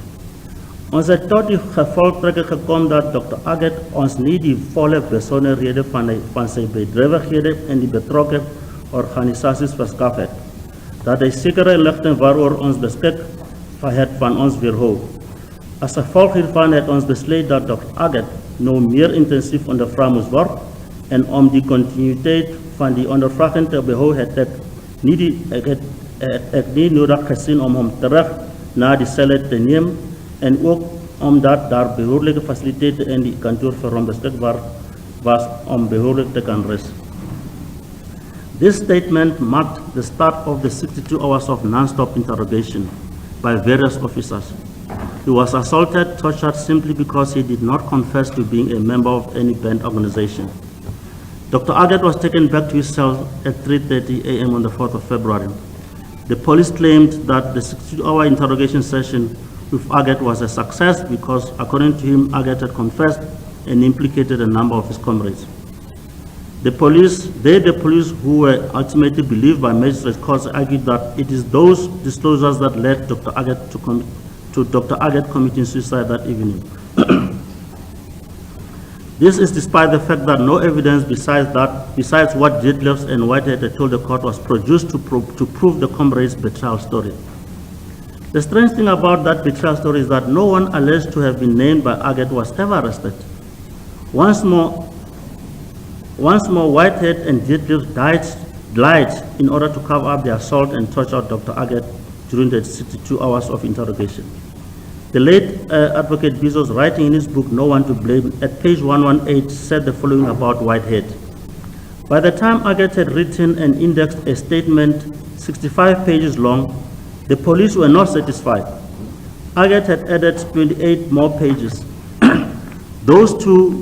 These two, it turned out, were insufficient for Aggett's ambitious young interrogator. Lieutenant Whitehead had been with the security police for about 6 years. He was a determined man when he assumed command of Aggett's interrogation on Monday, 25 January 1982. The day he heard of Aggett's complaint to the magistrate, and the same day that Smithers saw Aggett assaulted on the 10th floor. The suspect, whom Whitehead had been watching for 3 years, was finally within his grasp. Here at last was a chance to prove that Aggett was involved in the illegal activities he had long suspected. Close quotation. Constables Possetlo, Andre Martin, Stephen Esling, and Sergeant Achenbach, as well as Warrant Officer Murray, were the police officers on duty the night that Aggett was found dead in his cell. The standing operation and procedure is that cells be visited every 1 hour. However, this did not happen on the night of the 4th February, between 22 hours and 1:30. This was a serious transgression which was never followed up by any disciplinary hearing. There were contradictions in the evidence Possetlo and that of Achenbach as to what Aggett did when they inspected his cell at 2200 hours. One said Dr. Aggett made a thumbs up, whilst the other said, Aggett spoke and said he was fine. There is also the unexplained entry by Enslin of a visit having been done at 12:30 by Achenbach, when in fact no visit was done. Magistrate Kotze, in his analysis of the evidence of the above-mentioned police officers, concluded that the evidence about the fact that nobody from outside, including members of the security branch, had no access that night to the cells was not contradicted or disputed. He said that he could not find inherent improbabilities that reflect adversely to the evidence. He accepted the evidence as reliable. This finding leaves much to be desired and proved beyond doubt that Kotze was not prepared to subject anomalies in that evidence to much scrutiny. We have now heard in this reopened inquest that security branch officers had access to the cells and to the detainees at any time they wished. The fact that Aggett was returned to his cell at 3:30 a.m. on the 31st of January 1982 proves that. Joseph Nyampule, as a retired police officer who worked on the 2nd and 3rd floors during that period, testified in the reopened inquest that uniform branch had their own set of keys, so did the security branch. These were kept by Major Cronwright. He further testified that access to the 7th floor was also possible through the charge office. He also emphasized that there was a way to access the 2nd floor without going through the front charge office. The detainees, Frank Chikane, Prema Naidu, Barbara Hogan, including Nyampule, the police officer, all testified that belts, shoelaces, scarves were not allowed in detainees' cells because these were items that could be used by detainees to harm themselves. The question that was not answered in 1982 inquest is, how come all the bent items found their way into Aggett's cell? Was it not a way to encourage him to commit suicide? When Achenbach and Murray last visited his cell at 2200 hours, they must have been aware of the contraband and yet did nothing to remove same. Orat van Heerden had expressed a fear, so did Dietlefs, who decided to keep quiet about the possibility of Aggett committing suicide. It must also be recalled that 2 days earlier during that long weekend interrogation, one of the police officers said that he does not think that Dr. Aggett will hold on for any longer. Dietlefs, testifying in the reopened inquest, said that after Aggett had told him about Jan Steron being the leader of the underground movement, he foresaw the risk that Aggett may take his own life. It must be mentioned that he did not say so in the 1982 inquest. He added that he did not mention it because they were threatened. He told the reopened inquest that Major Cronwright and Lieutenant Whitehead threatened him not to tell the truth. It was an instruction from Major Cronwright that members of the security branch needed to stay together and not split, clearly indicating covering up for each other and support each other at all costs. Major Cronwright told them they are all there for one purpose, being to fight communism. Dietlefs also considered, under cross-examination by Advocate Vani, that he committed a crime by not reporting assault on detainees and thus covered up crimes committed. Covering up was routine practice within the security branch. Detlefs, whilst admitting that electric shocks as a form of torture was used on detainees on the 10th floor, found it difficult under cross-examination to tell the court how did he know about that and who in particular applied electric shocks on the detainees. He kept on saying that it was a general thing and commonly and spoken about in the corridors. I have no doubt that Detlefs, in responding to this question, was trying his best to distance himself from electric shock or torture treatment. On the other hand, he was covering up for Whitehead and Cronwright. And on the other hand, he projected himself as a smart interrogator who never used any form of assault or torture on detainees. I have no hesitation to say that he was clearly lying. He not only knew about this, he observed it and probably also used electric shock whilst interrogating detainees. Finally, under cross-examination, Detlefs considered that at some stage he did use force during interrogation, and he stopped as he noticed that it was not yielding any positive results. He used to slap detainees across the face. He admitted that he also used physical assault on Barbara Hogan. Detlefs, who had been left alone with Dr. Aggett during the night of the 30th of January, told the court in 1982 and in the reopened inquest that Dr. Aggett mentioned John Theron, Oscar Mpeta, Orent van Heerden, and others as members of SACTU, and that they were involved in organizing workers to sabotage the economy of the country. When it was put to him that SACTU was not a banned organization, and also that in fact no action was taken by the police against the people Aggett named, Detlefs gives a nonsensical answer, namely that there are different units in the police force. The statement that Detlefs called the breakthrough statement was nothing and incriminated no one. In fact, it never existed. When Detlefs told Whitehead and Cronwright about his fears that Aggett may commit suicide, he says that Whitehead kept quiet and he attributed this to the fact that Whitehead was inexperienced. Major Cronwright had understood him and did not tell him if he would take any steps. He left it there because Cronwright is his senior. He formed the opinion that both Whitehead and Cronwright did not take that statement seriously. He, however, considered that both Cronwright and Whitehead were under a legal duty to protect the well-being and lives of detainees. The question that remains to be answered is whether Detlefs, having admitted that he lied during the 1982 inquest, makes him an accessory after the fact in respect of the direct deeds and omission by Cronwright and Whitehead, which led to the death of Aggett. What is of further importance is that Detlefs' head, Dr. Aggett, says he does not wish to live any longer and that he cannot forgive himself. This, according to Detlefs, Aggett said at the time that Whitehead was in the process of sending the 4-page statement to head office, and yet nothing was done. When it was put to Detlefs that the whole issue about the 4-page telex was a fabrication and that it was put as a story to back up the police version as an explanation for suicide, Detlefs vehemently disputed this and stood by his word that it did happen. If it is true that Detlefs says that Aggett had incriminated people like John Theron and others, and he was aware that Aggett had threatened suicide, then they as the police should have had an interest in seeing to it that Aggett lives to give evidence against people he had incriminated. The fact that all of them said nothing about Aggett having said he does not wish to live anymore proves that it did not happen that way. Aggett never contemplated suicide. What makes it further improbable is if he did say it, why then go all the way to his high school and break into his parents' home in Somerset West in search of evidence to back up their ridiculous version that Aggett committed suicide? The story of suicide becomes more ridiculous and a joke when Detlefs testified that he heard in the corridors of John Vorster Square that Dr. Aggett hanged himself with a tablecloth that his family had brought for him to have lunch on. We all know that no tablecloth was used in the hanging. In any case, tablecloths would never have been allowed inside a detainee cell. However, what is of importance is to note that in the final analysis, Detlefs considered and admitted the following. 1, that he slapped Barbara Hogan and made her sit under a table whilst being interrogated. 2, that he insulted and verbally abused Reverend Frank Chikane by calling him a kafir predicant. 3, that it was routine for members of the security branch as a whole, which included fabricating of evidence and lying under oath. 4, that he, Detlefs, was forced by his seniors to lie and cover up in the case of Dr. Aggett.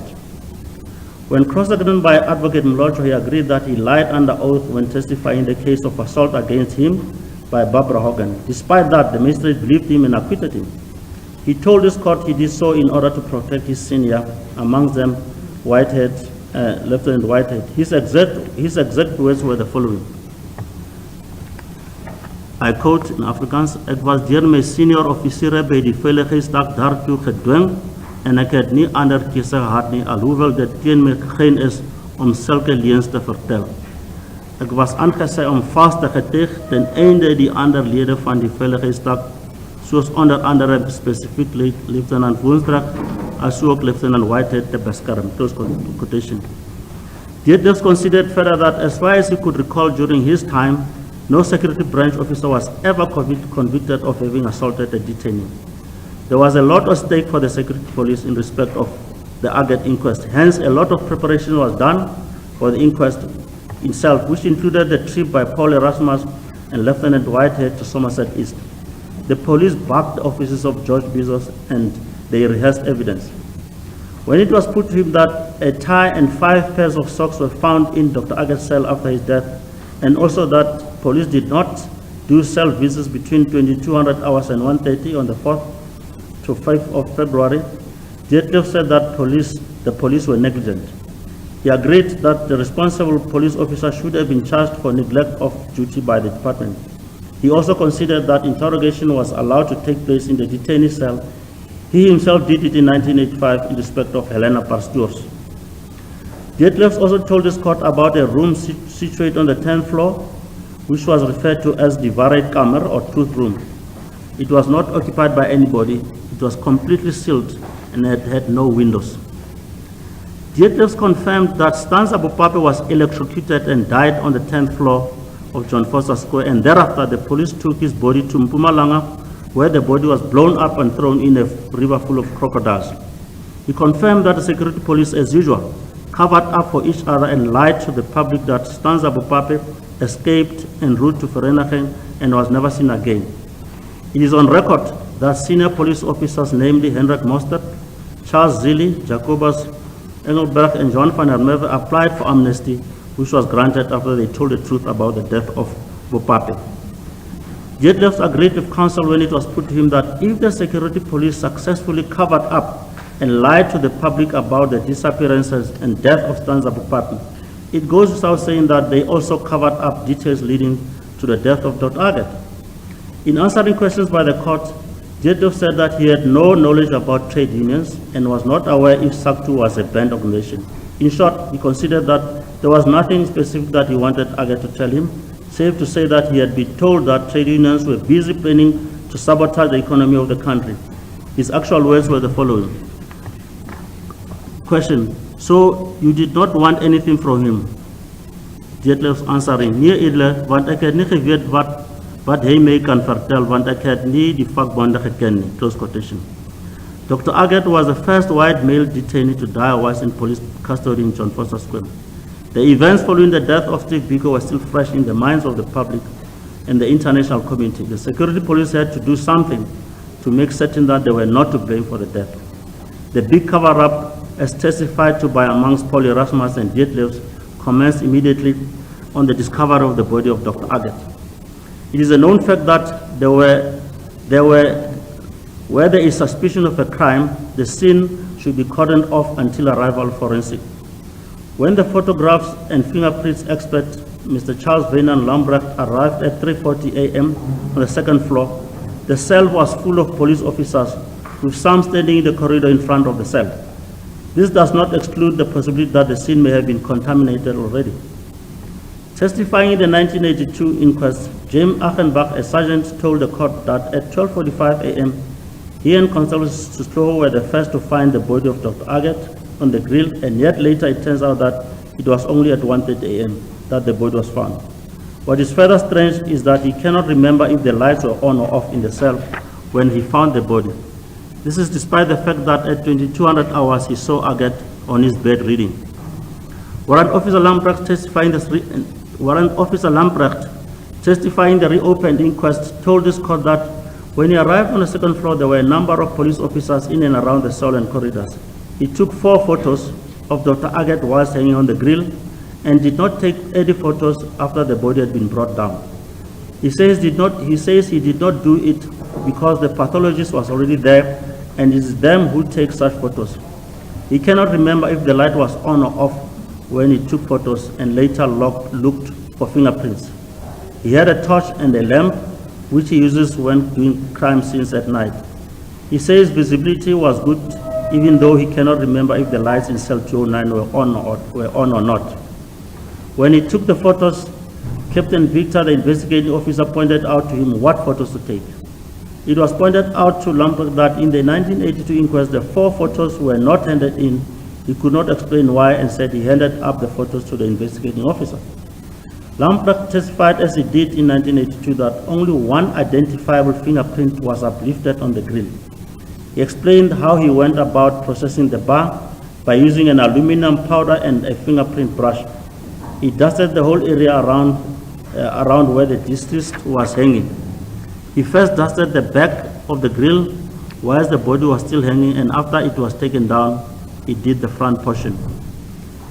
He elaborated that he found fingerprints, not one fingerprint on the bars, and out of all fingerprints found, only one identifiable one, being that of Dr. Aggett, was found.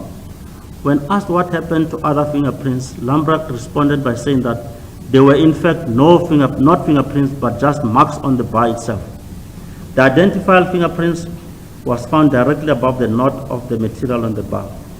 When Mr. Lamprecht was asked a pertinent question as to how he managed to reach the top of the grill in order to locate the identified fingerprint, his answer was, in my view, amazing. He says the following, I quote, "Lamprecht, my lord, believe or not, I do not recall. I do not know if they brought a ladder for me or whether I climbed there myself.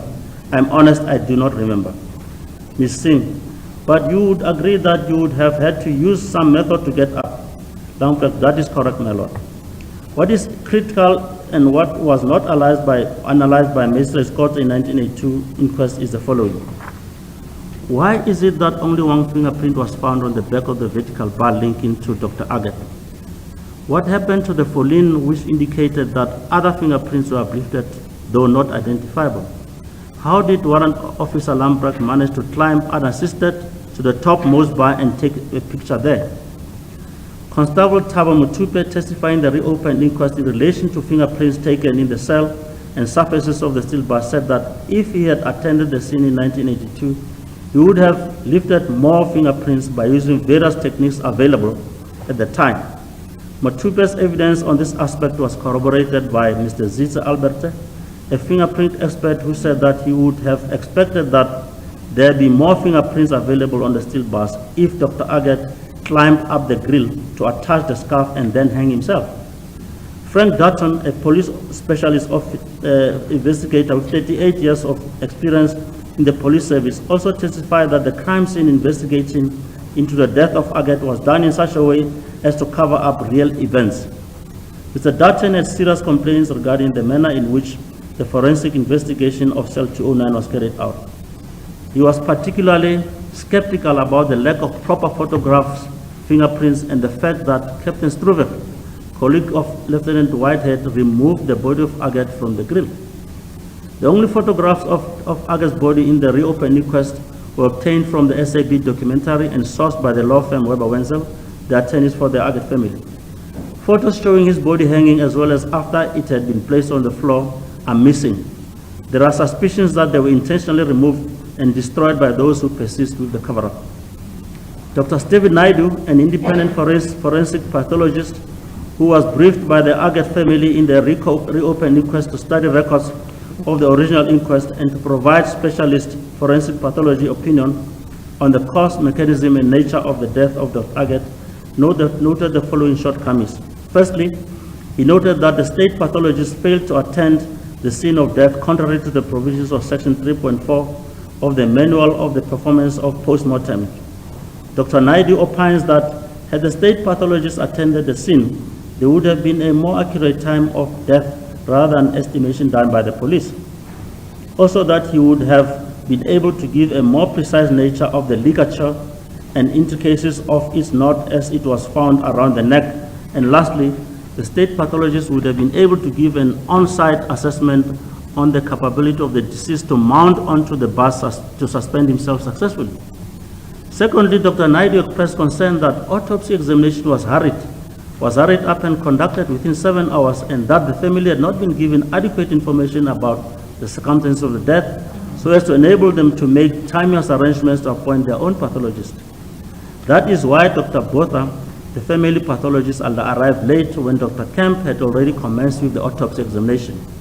Dr. Botha was prejudiced and placed at some discomfort of having to contend with an already opened body. He could not have had an opportunity to examine the ligature as it appeared around Aggett's neck. Dr. Naidu also questioned the failure of the post-mortem report examination to include comprehensive and wide subcutaneous skin flap dissection under the skin of the trunk and limbs to look for concealed bruising. This would, according to him, be helpful in view of the history of torture and assault on Dr. Aggett.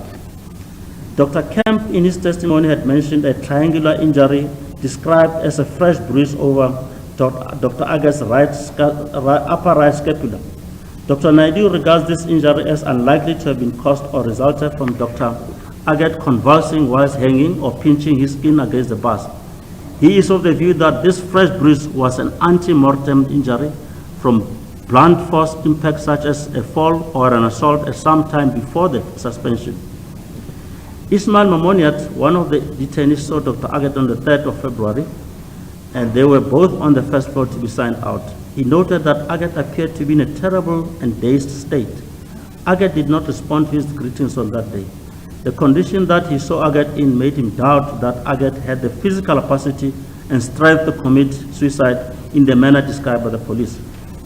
Firoz Kachalia, a detainee at the same time as Aggett, saw him a day before his death, being the 4th of February. He says that Aggett looked like he was at breaking point. He could not speak to him as there was about 6 police officers in the charge office.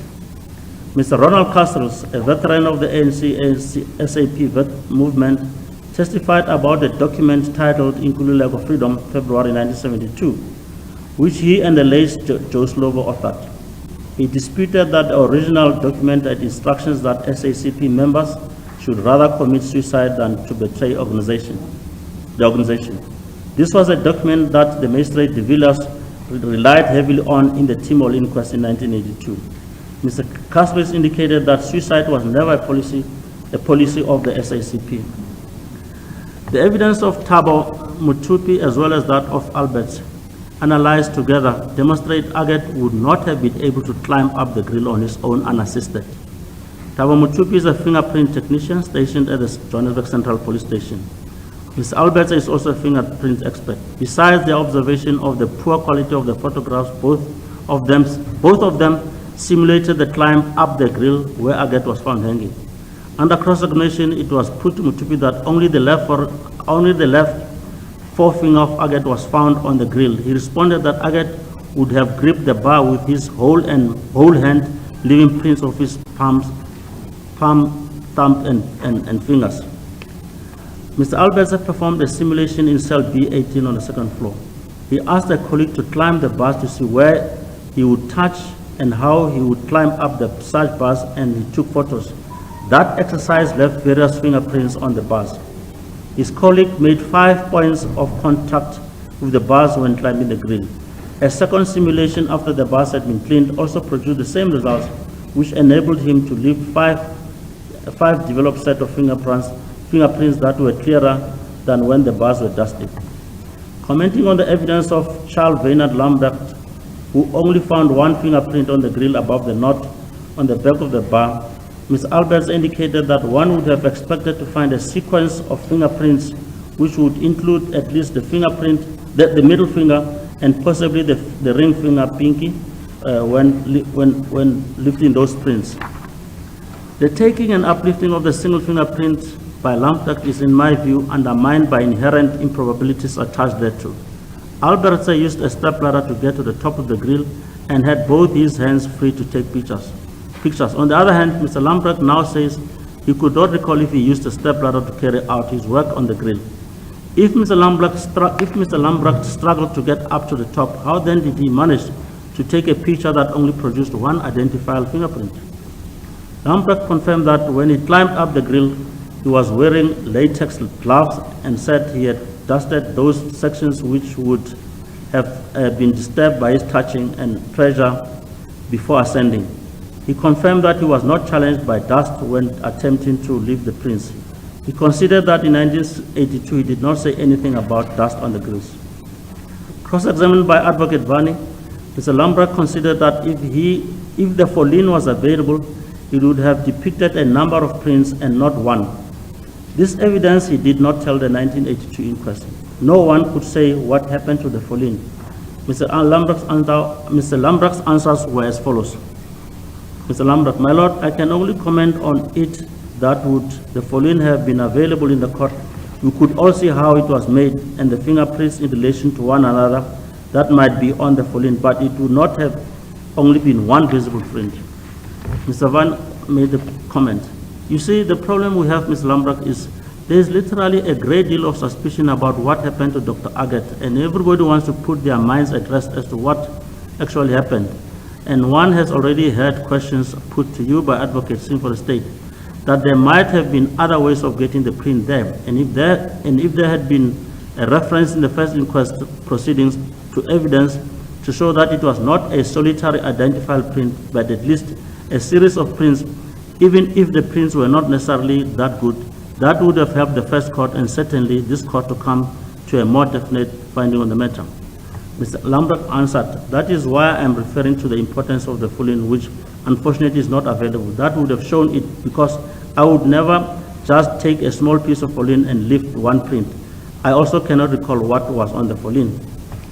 The evidence by Frank Dutton, who had been appointed to also investigate cases arising out of the findings of the TRC, was also the first chief investigator of the Directorate of Special Operations, also known as the Scorpions, summarized the cover-up relating to the death of Aggett and many other detainees. Mr. Dutton testified about his interaction with Eddie Chauke, a former security officer, on the 4th of November 2015. Chauke was part of Aggett's interrogation and was present at the last interrogation on the 4th of February 82.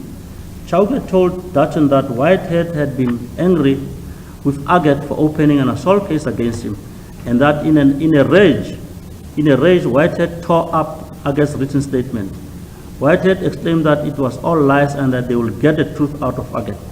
Chauke told him that it was the intention of Whitehead to resume the interrogation later that night.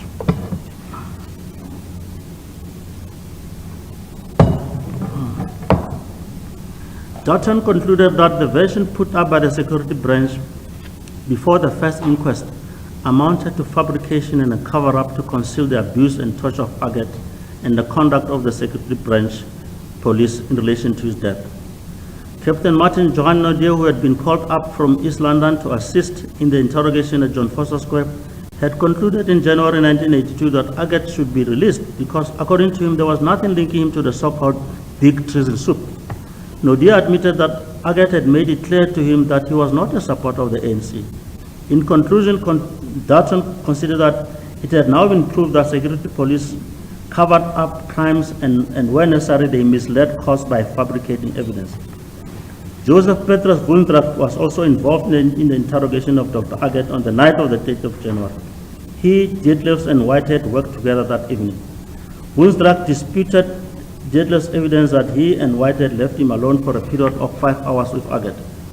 In fact, his whole evidence during 1982 and now is a denial or knowledge of any assault or torture on any detainee.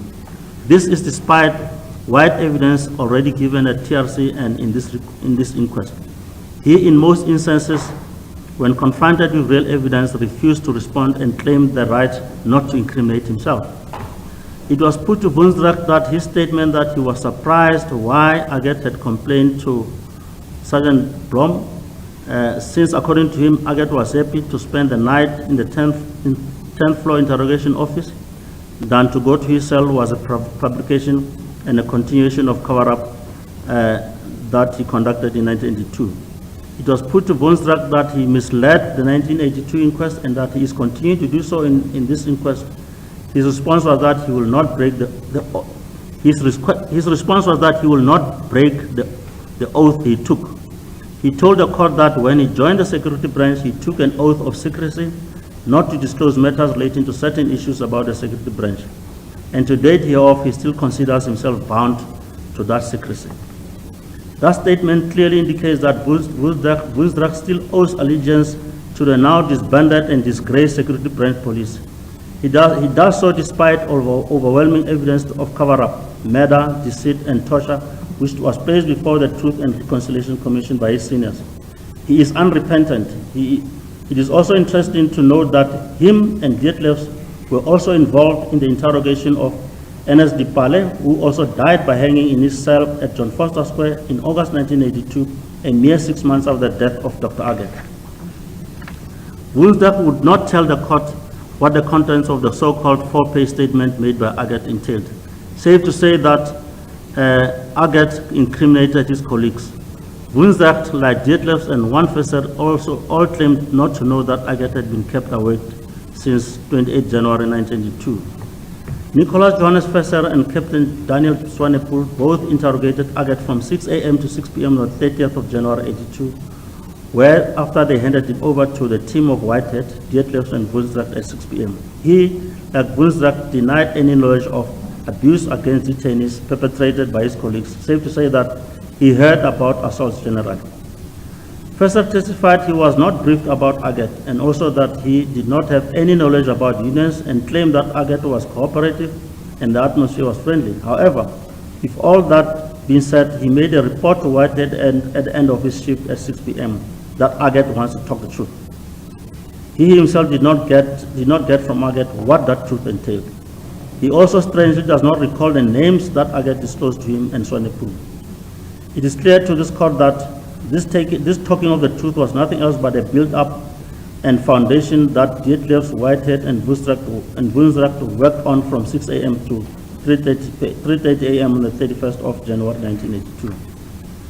Vorster, whilst claiming not to have known that Aggett had been deprived of sleep for approximately 50 hours prior to him and Swanepoel taking over, told this court that he would not have changed his approach to interrogate. The questions and answers went this way. Advocate Vani. So, Mr. Vorster, if I am hearing you correctly, even if you had known that he had been kept awake for approximately 2 days, you would have done everything the same. You would have continued with this abusive treatment. You would have kept him awake for another 12 hours. In other words, you would have continued to torture him by way of sleep deprivation. Mr. Vorster, I was also going to talk to him. Mr. Vani, because this was your instruction, and so regardless of any knowledge of prior abuse and sleep deprivation, since you were instructed to carry on for 12 hours, you would have simply done that. Answer, that is what I said. Mr. Vorster is correct. The instructions were to wear him out through continuous questioning. Vorster was carrying out the plan devised by Major Cronwright and Lieutenant Whitehead to intensify questioning. It is therefore not surprising that when Detlefs, Vorster, and Whitehead took over, it was a continuation that resulted in the so-called 4-page incriminating statement. Roelof Jacobus Venter was also a member of the security branch at John Vorster Square. Although he did not interrogate Dr. Aggett, he, in his amnesty application before the TRC in respect of his conduct in the Barbara Hogan investigation, admitted that he interrogated detainees, that when he interrogated detainees, he applied forms of pressure on them, namely interrogation for long hours, not always during the day, prolonged standing, tearing up statements after completion, push-ups, running and sit-ups, and insults. Venter also told his court that he had been trained that when torturing a detainee, he should make sure that no marks visible are left. He agreed with the statement and evidence by Detlefs that there was no space to split or accuse other members of irregularities. They had to stand together and cover up for each other in order to protect the security branch. He accused former National Party President F.W. de Klerk and P.W. Botha for having abandoned the security branch and praised General van der Merwe and Brigadier Kroje for having stood up for the security branch. Advocate Vani put to Venter affidavits deposed to by various detainees, namely Naidu, Momoniat, Narsu, in which they accused him of various forms of torture and assault. Fenter denied allegation. When it was put to him that he applied for amnesty in respect of the assault with grievous bodily harm committed on Miss Reagan Shope, Fenter responded that he did so on the advice of his lawyer. He gave the same nonsensical answer in respect of his amnesty application for assaulting Barbara Hogan. Mr. Fenter is clearly not telling the truth, this court the truth about what happened in police detention whilst he blames others. He cannot explain why he applied for amnesty. He has not played open cards, and his evidence forced to be dismissed as false and misleading. He is still of the intention to cover up. Fenter's partner in the interrogation was a certain Daniel Ilardas Swanepoel. He is a young officer in the police force and went on security course which focused on banned organizations. Daniel Swanepoel was a member of the security branch in Benoni together with Johan Nicholas Fesser, commenced interrogating Neil at 6 a.m. on the 30th of January until 6 p.m. when they handed him over to Whitehead, Queenstract, and Detlefs. Both Swanepoel and Fesser downplayed the interrogation methods they used in their interrogation with Aggett. They said Neil was relaxed and did not show signs of exhaustion. They denied being aware that Neil had been kept awake since 28 January 1982. They presented to this cause a false evidence that though they heard that other interrogators used tortured and assaulted detainees, they themselves did not do so. In particular, Swanepoel denied having smacked a detainee, Ismail Momoniat, but admitted that he may have made him stand for long periods. This last concession is corroborated by former police officers Paulie Rasmus and Frank Dutton. Gideon Makata, also a former police officer, testified that a detainee, Paul Langer, was made to stand for 3 days, after which he had swollen legs that looked like elephant legs. Swanepoel and Fesser jointly interrogated Neil about his trade union activities and possible involvement in the banned ANC. Fesser was a senior of the two, and he gave Swanepoel a general briefing. Swanepoel said that apart from information he had from informers, he had no documents with him. Later during the day, Neil told him that he now wanted to tell the truth, but there was no time as their shift ended at 1800 hours. He claimed all along that Neil was physically and mentally relaxed, which was a lie. Later in his evidence, Swanepoel agreed that he made detainees run on one spot and further considered that the statement that he obtained from detainees were never made freely and voluntarily. He agreed that in 1982 inquest, he never admitted these acts of torture, and yet in this inquest, he still maintains that his 1982 evidence was correct, and as there was no physical torture. This is a clear act of still covering up. Under cross-examination by counsel from the Aggett family, Swanepoel maintained that he had no regrets about his role in the security police because, according to him, he acted strictly within the law. He further disingenuously denied that there was a culture of cover-up within the security police. He claimed that if it had ever come to his knowledge that a crime had been committed during interrogation, he would have reported it. This, he said, despite agreeing that he knew that members of the security police were required to do everything within their ability to protect the country against communism and the ANC. He, however, persisted that there was no cover-up in respect of the death of Neil Aggett by security police, having produced a fabricated document allegedly penned by the Communist Party urging its members to commit suicide. Swanepoel admitted that sleep deprivation was a cruel and torturous form of interrogation and accepted that it was aimed at undermining the physical and mental health of detainees, disorientating them and weakening their resistance to questioning. In the final analysis, Swanepoel considered he had no intelligence linking Neil to the activities of ANC and SACTU, and that in effect, all he wanted was a confession by Neil in which he implicates himself. He agreed that eventually, the so-called sensitive information allegedly given by Neil betraying his comrades amounted to nothing. Fesser, as a senior, was pathetic and denied knowledge of assault and sleep deprivation, and in the process, perjured himself. The last hours of Neil's life were precipitated or triggered by Detective Blom Fesser, who, after taking down a statement from him on the morning of the 4th of February, in which Neil implicated Whitehead in assault, torture, and electrocution, went ahead to tell the suspect, Whitehead, what Neil said. It is therefore not surprising that shortly after Blom Fesser had left, Whitehead angrily confronted Neil about this. This act by Blomfester was not only unprocedural, but put Neil's safety in danger. According to Frank Dutton, what should have happened is that once Neil had made the complaint, Whitehead should have been removed from the interrogation. It was also strange that Sergeant Blomfester did not make arrangements to refer Neil to the district surgeon for medical evidence. All this, in my view, amounts to an orchestrated cover-up. It was put to Ms. Blomfester by counsel for the Aggett family as follows. Mr. Vani, so you are agreeing that the suicide in those circumstances within hours of making a detailed statement in which he wants a reckoning is just very odd and very strange. Mrs. Fester, I agree. Evidence by both Constables Daniel Hendrik Zille and John Edward Lloyd demonstrates that procedures in respect of keeping of contraband items in the detainee cells was not followed, judging by the inventory of items found in Neil's cells after his death. The question to be asked is, why did the security police allow that? Was it not a way of trying to prove that he was well looked after by the police, when in fact the contrary was the truth?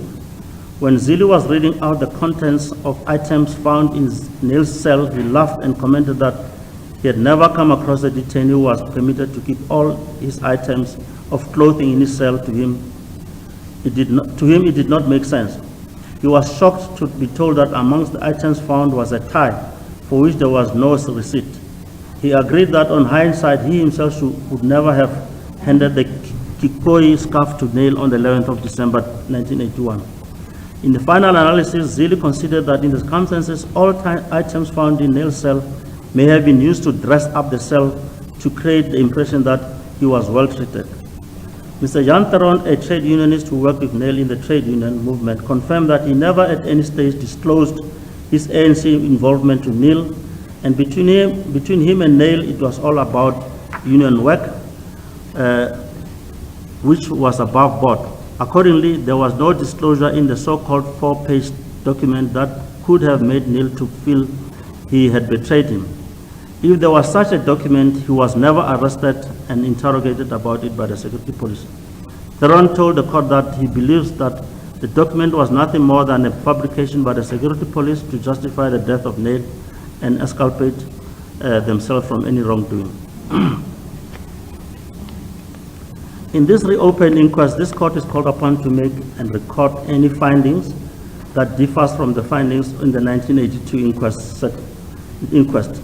Section 17A3B reads as follows, I quote, "A judge holding an inquest that has been reopened in terms of this section shall record any finding that differs from a finding referred to in section 16.2 as well as the respect in which it differs.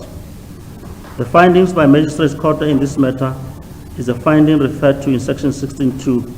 At the end of the inquest, the magistrate made the request in the findings in terms of section 16 of the act, which I've already referred to earlier on. There is, in my view, sufficient evidence that was placed before this court that the conduct of the security police led directly to the death of Dr. Neil Aggett. Not only did some of those security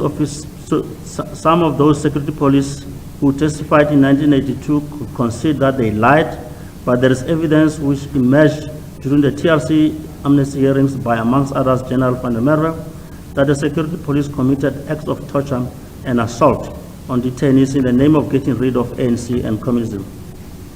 The version of the security police that Neil, on his own initiative, got hold of the Kikoi scarf, then climbed up the grill to a point where he was able to use both his hands to tie a knot around one of the bars after tying it around his neck, and then slid down, thus constricting his neck until he died. This must have taken place sometime between the hour of 2200 hours on the 4th of February 1982 and 1:30 a.m. on the 5th of February 1982. There is evidence supporting the view that statements by members of security police, there is evidence supporting the view that statements by members of the security branch, the police officers investigating the death of Dr. Aggett, and the proceedings in 1982 were all part of an attempt to cover up or conceal the truth about how Dr. Aggett died. This view is supported by the unchallenged evidence of Frank Dutton, Paul Erasmus, Joe Nyampule, and Gideon Makete, all former police officers. This cover-up started firstly with failure by the police to explain why no disciplinary action was taken against McPherson, Murray for failing to conduct inspection of the cells between 2200 hours and 1:30 a.m. Secondly, no action was instituted to find out why so much contraband was found in Neil's cell, including a tie. Maketa testified that this was totally against standing orders. The scene was tampered with in contravention with standing rules. Frank Dutton's view, which is unchallenged, is that police investigation failed on numerous counts. Firstly, when the investigation commenced, it was clear that the investigator had already adopted a view that Aggett had committed suicide. It is therefore not surprising that shortly thereafter, the top brass, which must have included Major Cronwright and Eddie Miller, instructed Stephen Whitehead to go look for evidence that may support that conclusion. Hence, a trip to Somerset West by Whitehead and Paul Erasmus to look for evidence at Aggett's school and his home for any evidence of Aggett being suicidal. The question is, if they were convinced that he committed suicide, why go all the way to Western Cape in search of non-existent evidence? Ms. Jill Berger, Aggett's sister, as well as Dr. Liz Floyd, his partner, all expressed their sentiment that there is no way that Neil would have contemplated suicide. This court has no reason not to accept that. Neil had made a detailed statement to Detective Blom on the 4th of February, in which he sought that those who tortured him be dealt with. Now, why would he take his life instead of awaiting the outcome of this complaint? In Dutton's view, the conduct of Sergeant Blom, now officer, in immediately informing the suspects about the complaints of assault against him was reckless and improper. Hence, Eddie Chauke, a former security branch officer, told Dutton that Whitehead was so angry about Aggett opening a case of assault in a rage, and he tore up the 28-page statement that Aggett had been working on for weeks. Chauke told Dutton that when he last saw Aggett, it was 3 p.m. on the 4th of February. Aggett was visibly upset and depressed. Whitehead, on the other hand, and the other white membership of the interrogatory team said they were intent to resume further interrogation that night. Neil did not commit suicide. He was killed by members of the security police between 2200 hours and 1:30 on the 5th of February 1982. I have come to this conclusion because of the following unchallenged facts which appear here under. 1. Dr. Neil Aggett had been subjected to torture and sleep deprivation and no food for a period of 62 hours. His co-detainees Ngwenya, Momoniat, Lirumo, and Naidu testified how he looked like a day before on the 3rd of February. One of them said that he was like a zombie, while the other said he did not respond when greeted. In this weakened state caused by further electric shock after he had laid a complaint, there was no way that he would have managed to climb up the grill and tie the kikoi around his neck and the grill. There has been no explanation why only one fingerprint, being that of Neil, was picked up on the grill. If it was him going up, there would have been multiple fingerprints on the grill. The witness, Thabo Mutupi, testified that to climb to the top of the cell, Neil would have touched at least 3 or 4 bars. Mutupi noted that the deceased would have gripped the bar with his whole hand, leaving palm and fingerprints. Professor Johann David Lobser, a chief government pathologist testifying in the 1982 inquest, was asked to comment if it is possible for the deceased to have gone up the grills himself. He responded as follows in Afrikaans. Ilakbare, die opzet hier is vir my die volgende, dat om hierdie eindresultate te bereik, namelijk om die lichaam dan in hierdie houding te plaas, zekerlijk as daar nie 'n blok en tackle beskikbaar was nie, so daar 'n hele aantal persone nodig gewees het. Ek sou reken ten minste 5 om die lichaam dan in hierdie posisie te plaas, op so 'n manier dat daar nie wesenlik naspeurbare fisiese verstellings is nie. There is evidence that Neil had not been taking meals for a few days. This explains why he walked sluggish and did not respond to other detainees who tried to speak to him. Jabu Ngwenya told the 1982 court, as well as the reopened inquest, that physically Neil looked depressed. His shoulders were slumped. He walked with very little purpose. He dragged and shuffled his feet along. When Whitehead became aware that the case of assault and torture had been opened against him, he became infuriated and confronted Neil about that. Whitehead was more concerned about his career progression in the security branch and would not permit this complaint to stand in his way, more so that he, over 62 hours, had failed to get a confession or admission from Neil. In his view, the best was to get rid of Neil and eliminate him. After all, this was one of the security police methods. Whitehead knew that he had the support and backing of his superiors, like Major Cronwright and Tiene Swanepoel, also known as Royres. The security police had access to the second floor cells at any time of the day and night. They could use the alternative entrance identified by architects, Savage, who testified that a detainee could be taken out of his cell through the gate that leads to the women's section of the second floor and then down either staircase to the lift without being signed out of the control office. He concluded that it follows that the security police would access the male section without passing through the control section. We now know from the evidence of Joe Nyampule that detainees will be taken out of their cells during the day for interrogation and investigation or will never be back in their cells at 1600 hours when day shift work. All right, Van Heerden testified in the 1982 inquest that on the night of the 4th February, Sergeant Achenbach arrived at his cell, opened it, and just shouted, greeting at him. Later that night, he heard a commotion. Oret repeated this evidence in the reopened inquest. Susan Jikelana saw Neil being carried shoulder high along the corridor in the same manner Muslims carry their dead. It was at that time between 2200 hours 30 and 1:30 a.m. that Neil was being carried back to his cell by members of the security police after he had been tortured to a situation of unconsciousness. Black security officers who were in possession of the keys to all the cells were, according to Gideon Maketa, instructed to lie under oath. Nyampule, one of them, testified in the reopened inquest that they were treated like children. They had to do as they were told. He says they were forced to turn a blind eye to the inhuman condition of detainees. Paul Setlo, who was in possession of the key to cell 209, including McPherson, who was in charge, did not testify in the reopened inquest. I have no hesitation that in the 1982 inquest, they were instructed by Cronwright and Miller to lie and tell that court that no security branch officer came to take Neil out of his cell that night. Dr. Stephen Daidu, a specialist forensic pathologist testifying in the reopened inquest at the instance of Aggett family, told this court that medical evidence indicates that the physiological trigger for death was the stopping of the heart by the carotid sinus pressure by the ligature, which causes immediate cardiac arrest and or bilateral carotid artery occlusion.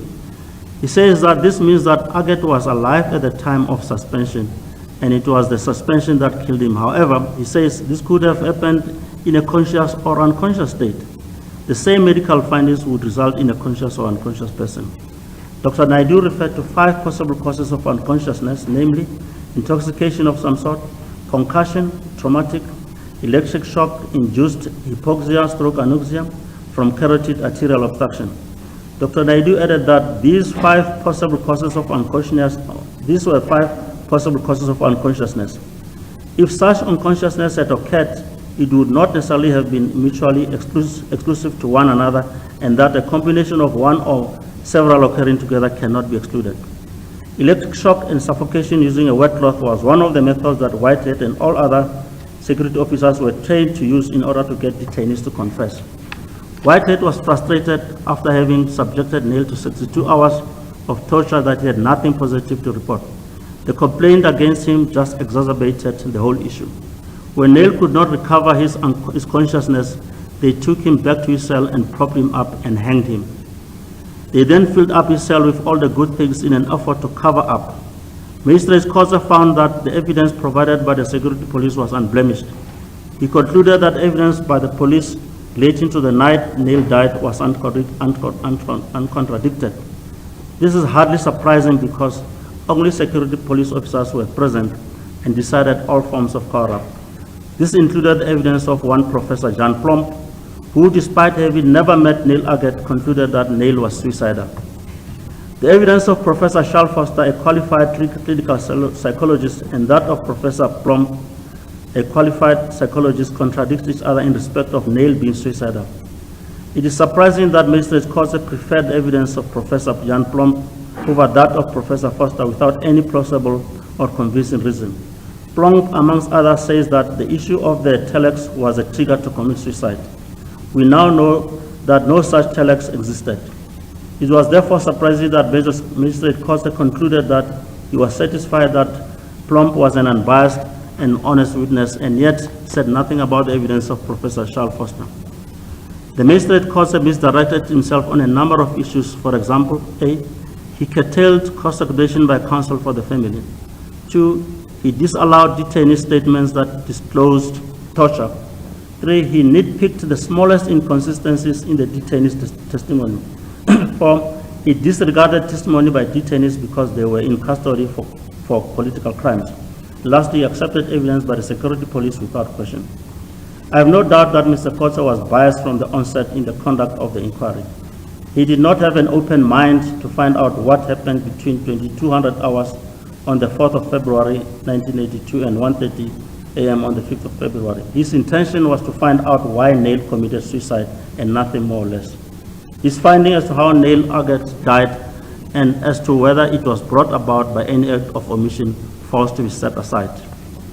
It is strange that both Woensdracht and Dietlefs in their motivation application to be medically boarded said that Neil committed suicide on the following day after they interrogated him, which means the 31st of January 1982 or the 1st of February. Woensdracht himself, under cross-examination by Advocate Vani for the family, said that he, after he had interrogated Neil, had no suspicion that Neil would commit suicide. He does not know where Dietlefs got that because he did not tell the court in 1982. Mr. Paul Erasmus in his evidence told the court that detainees would be strangled until they were of the belief that they were on the brink of death.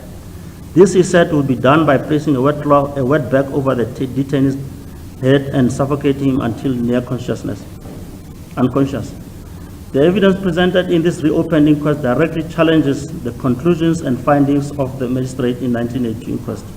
This court is accordingly tasked with evaluating all the evidence of the two inquest proceedings, taking into consideration whatever is left available of the 1982 inquest and the further evidence received in this quest.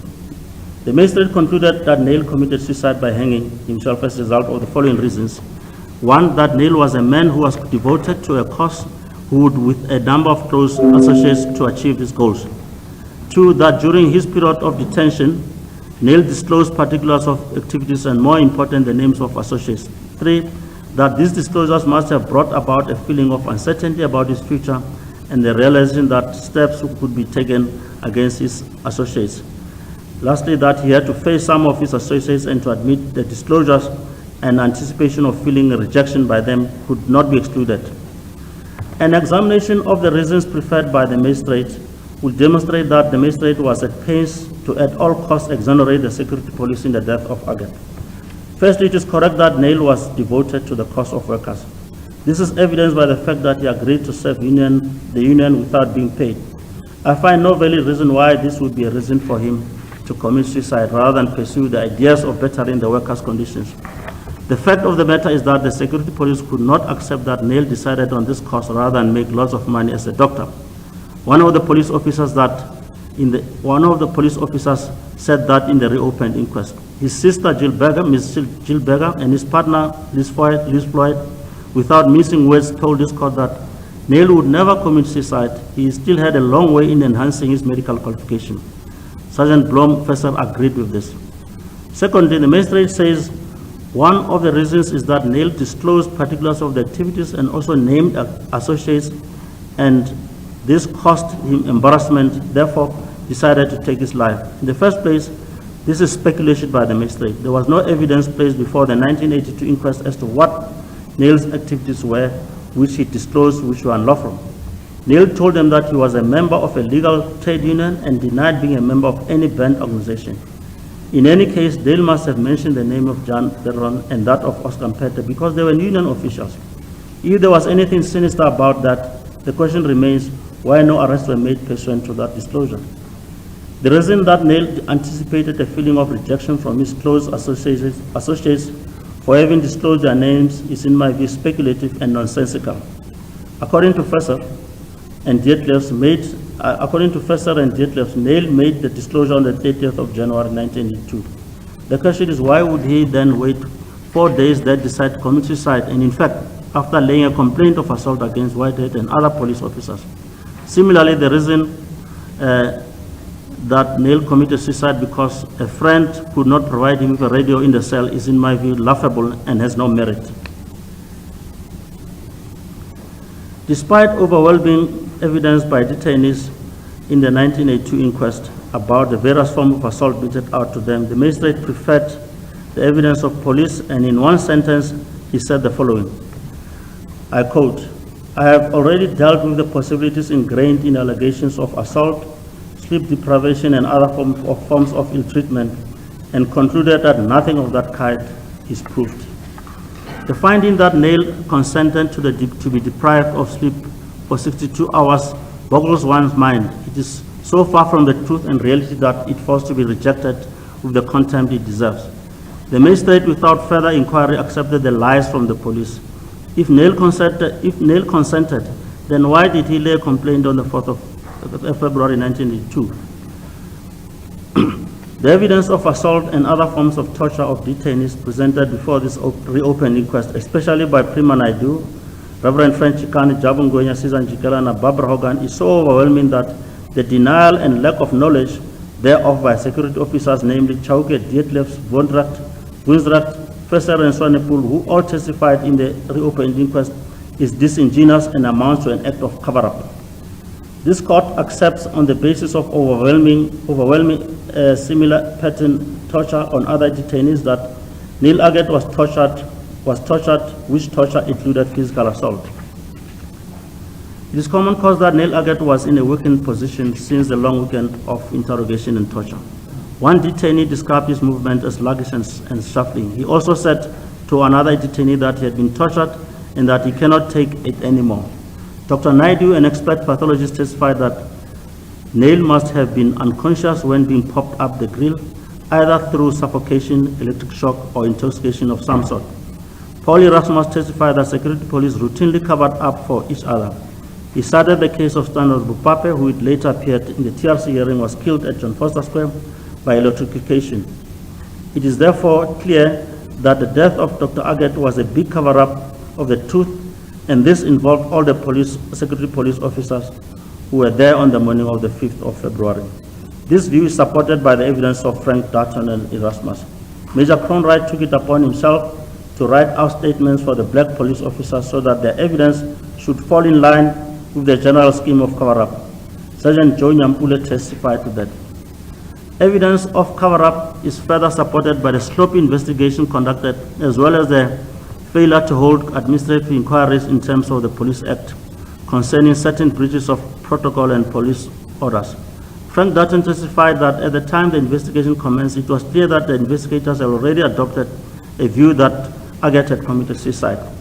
This, he said fell short of the required level of impartiality, which requires an open mind as to the cause of death. In his view, the selected investigator, Captain Carl Victor, who was attached to the detective branch at Vorster Square, was unlikely to act independently in the face of senior officers such as Brigadier Roy Reswanepoel and Henny Miller, who were overseeing the investigation of the death of Neil Aggett. In particular, Brigadier Roy Res took charge of the death scene in cell 209 in the early hours of 5 February 1982, even before the arrival of any forensic pathologist. Frank Dutton reminded this court that Brigadier Roy Reswanepoel interrogated Suleiman Saloji on the day he fell to his death on the 7th floor of Grace Building in Johannesburg on the 9th of September 1964, and also that he interrogated James Linkwe on the day Linkwe allegedly hanged himself in March 1969. There are a number of issues and events which, if the magistrate had applied his unbiased mind to the facts and evidence, would have indicated that the police version was a lie and a sham meant to cover up the truth. One of the most obvious is the non-disclosure of the 4-page document wherein Aggett is said to have incriminated others. And second, most glaring is the mission by Lieutenant Whitehead, who was a suspect to the Corps, together with Erasmus on a fishing expedition aimed at coming with evidence of Aggett's possible suicidal tendencies. Mr. Frank Dutton makes the point which in my view sums up the involvement of the security police in the death of Dr. Neil Aggett. That is, that the gap in cell visits during the late night of 4 February and early morning of 5 February may not have been a mere coincidence. This, he says, may have been orchestrated to permit the death scene. There is ample evidence and indication that support this view. I have dealt with same elsewhere in the judgment. The evidence of Dutton and Erasmus corroborated that of detainees that it was general practice for the police to torture detainees to a point of death. In the event death occurs whilst in detention, a cover-up story will be devised and implemented so as to shield security police from blame. According to Dutton and Erasmus, the cover-up story must be handled by a unit within the security police known as the resident sweepers. In conclusion, having heard all the evidence, I've come to the conclusion that Dr. Neil Aggett was killed by members of the security branch. The evidence of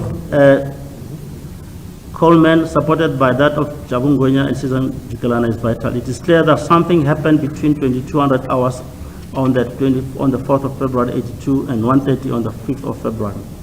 The fact remains that Aggett was assaulted and tortured. The suspects were known to him and he told Sergeant Blom who they were. Those suspects included Lieutenant Whitehead, who became angry and promised to carry on with the further investigation. Lieutenant Whitehead was extremely obsessed with getting his way with Aggett. After Martin Odier had given a report early in January 82 to the effect that he could find nothing to justify detention of Aggett, Whitehead removed him from further involvement and directed Nodier to go back to East London. It is also clear that the claim by Dietlef, supported by Woensdracht and Whitehead, that Neil produced a 4-page document in which he incriminated his comrades was nothing but a fabrication used to justify the reason why he committed suicide. Warrant Officer Dietlef was probed as to the contents of that apparently explosive and sensitive information, was unable to give any precise details of what it contained, not only in this reopened inquest but also in the 1982 inquest. The subsequent telex to said office laying that 4-page sensitive document was never produced. It is therefore clear that this was a fabrication concocted to explain the 1982 inquest, some kind of basis that supposedly led to Aggett taking his own life. This was followed by a well-orchestrated cover-up engineered from the top police structures within the security police. It is clear that Dr. Aggett had had enough of the torture and made a complaint on the 4th of February 82, and judging by his character, he was prepared to proceed with the claim, and it is for that reason that he died within 15 hours after making the statement. When Liz Floyd asked Dietlef who was killed, Dietlef responded, "Someone close to you." It is significant that Dietlef did not tell Liz about suicide. It therefore means that he knew that Dr. Aggett had been killed. It is also not surprising when Whitehead was asked if he will be applying for amnesty in respect of the death of Neil Aggett.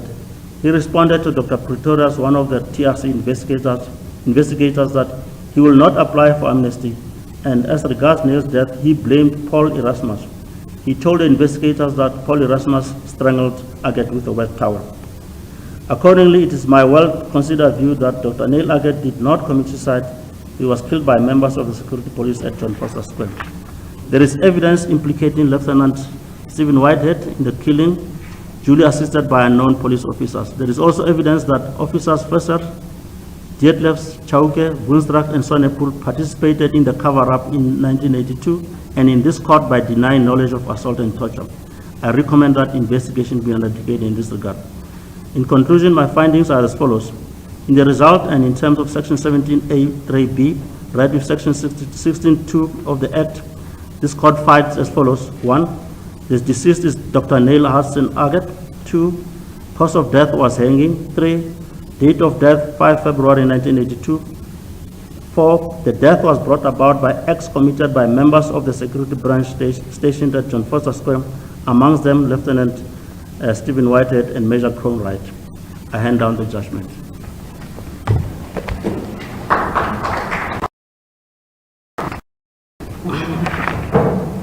Court adjourns.